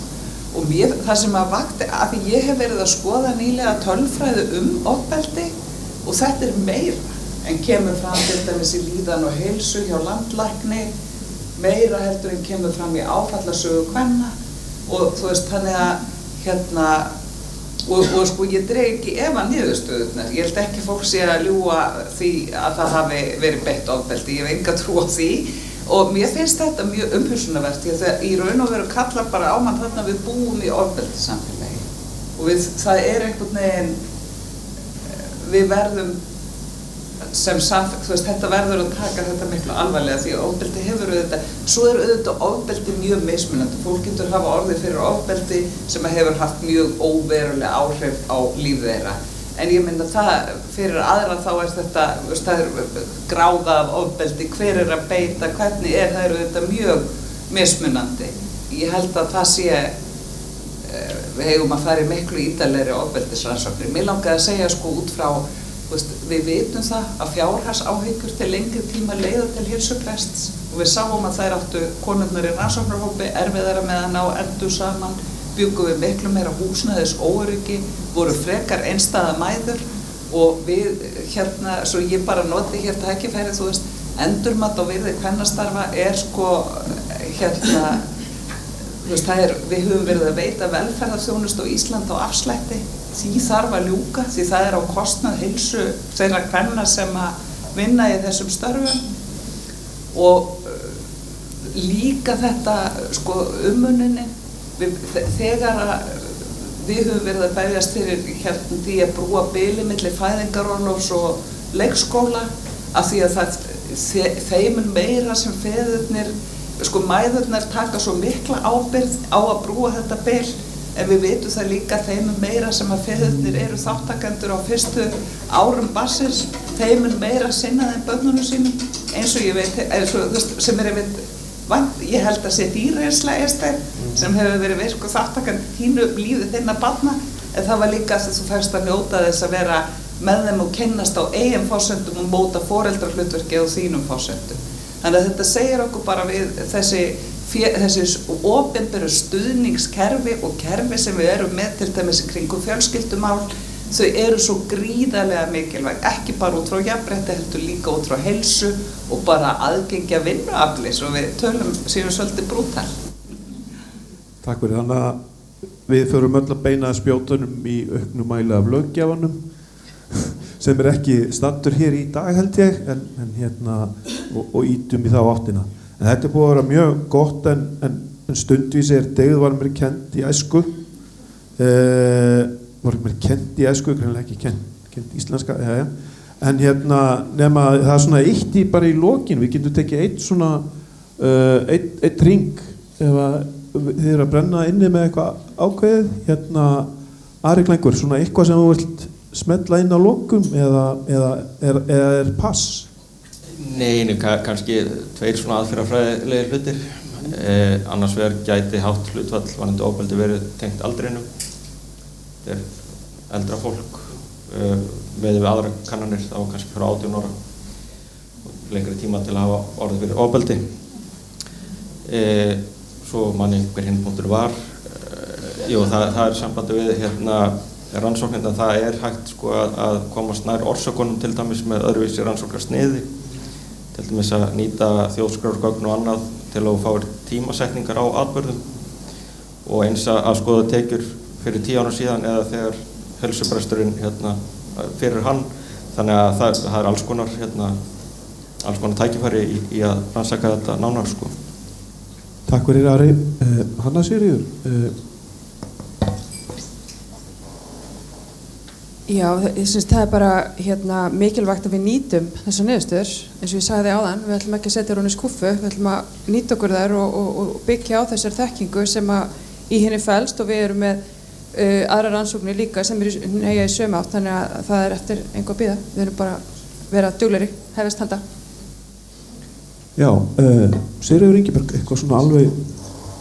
Nei, ég ætla bara að segja takk Tryggingastofnun, frábær skýrsla, takk Ari Klængur. Ég held bara að þetta eftir að nýtast í svo mörgu tilliti, verða að kveikja frekari rannsóknum og vonandi skila sér síðan í stefnumótun stjórnvalda.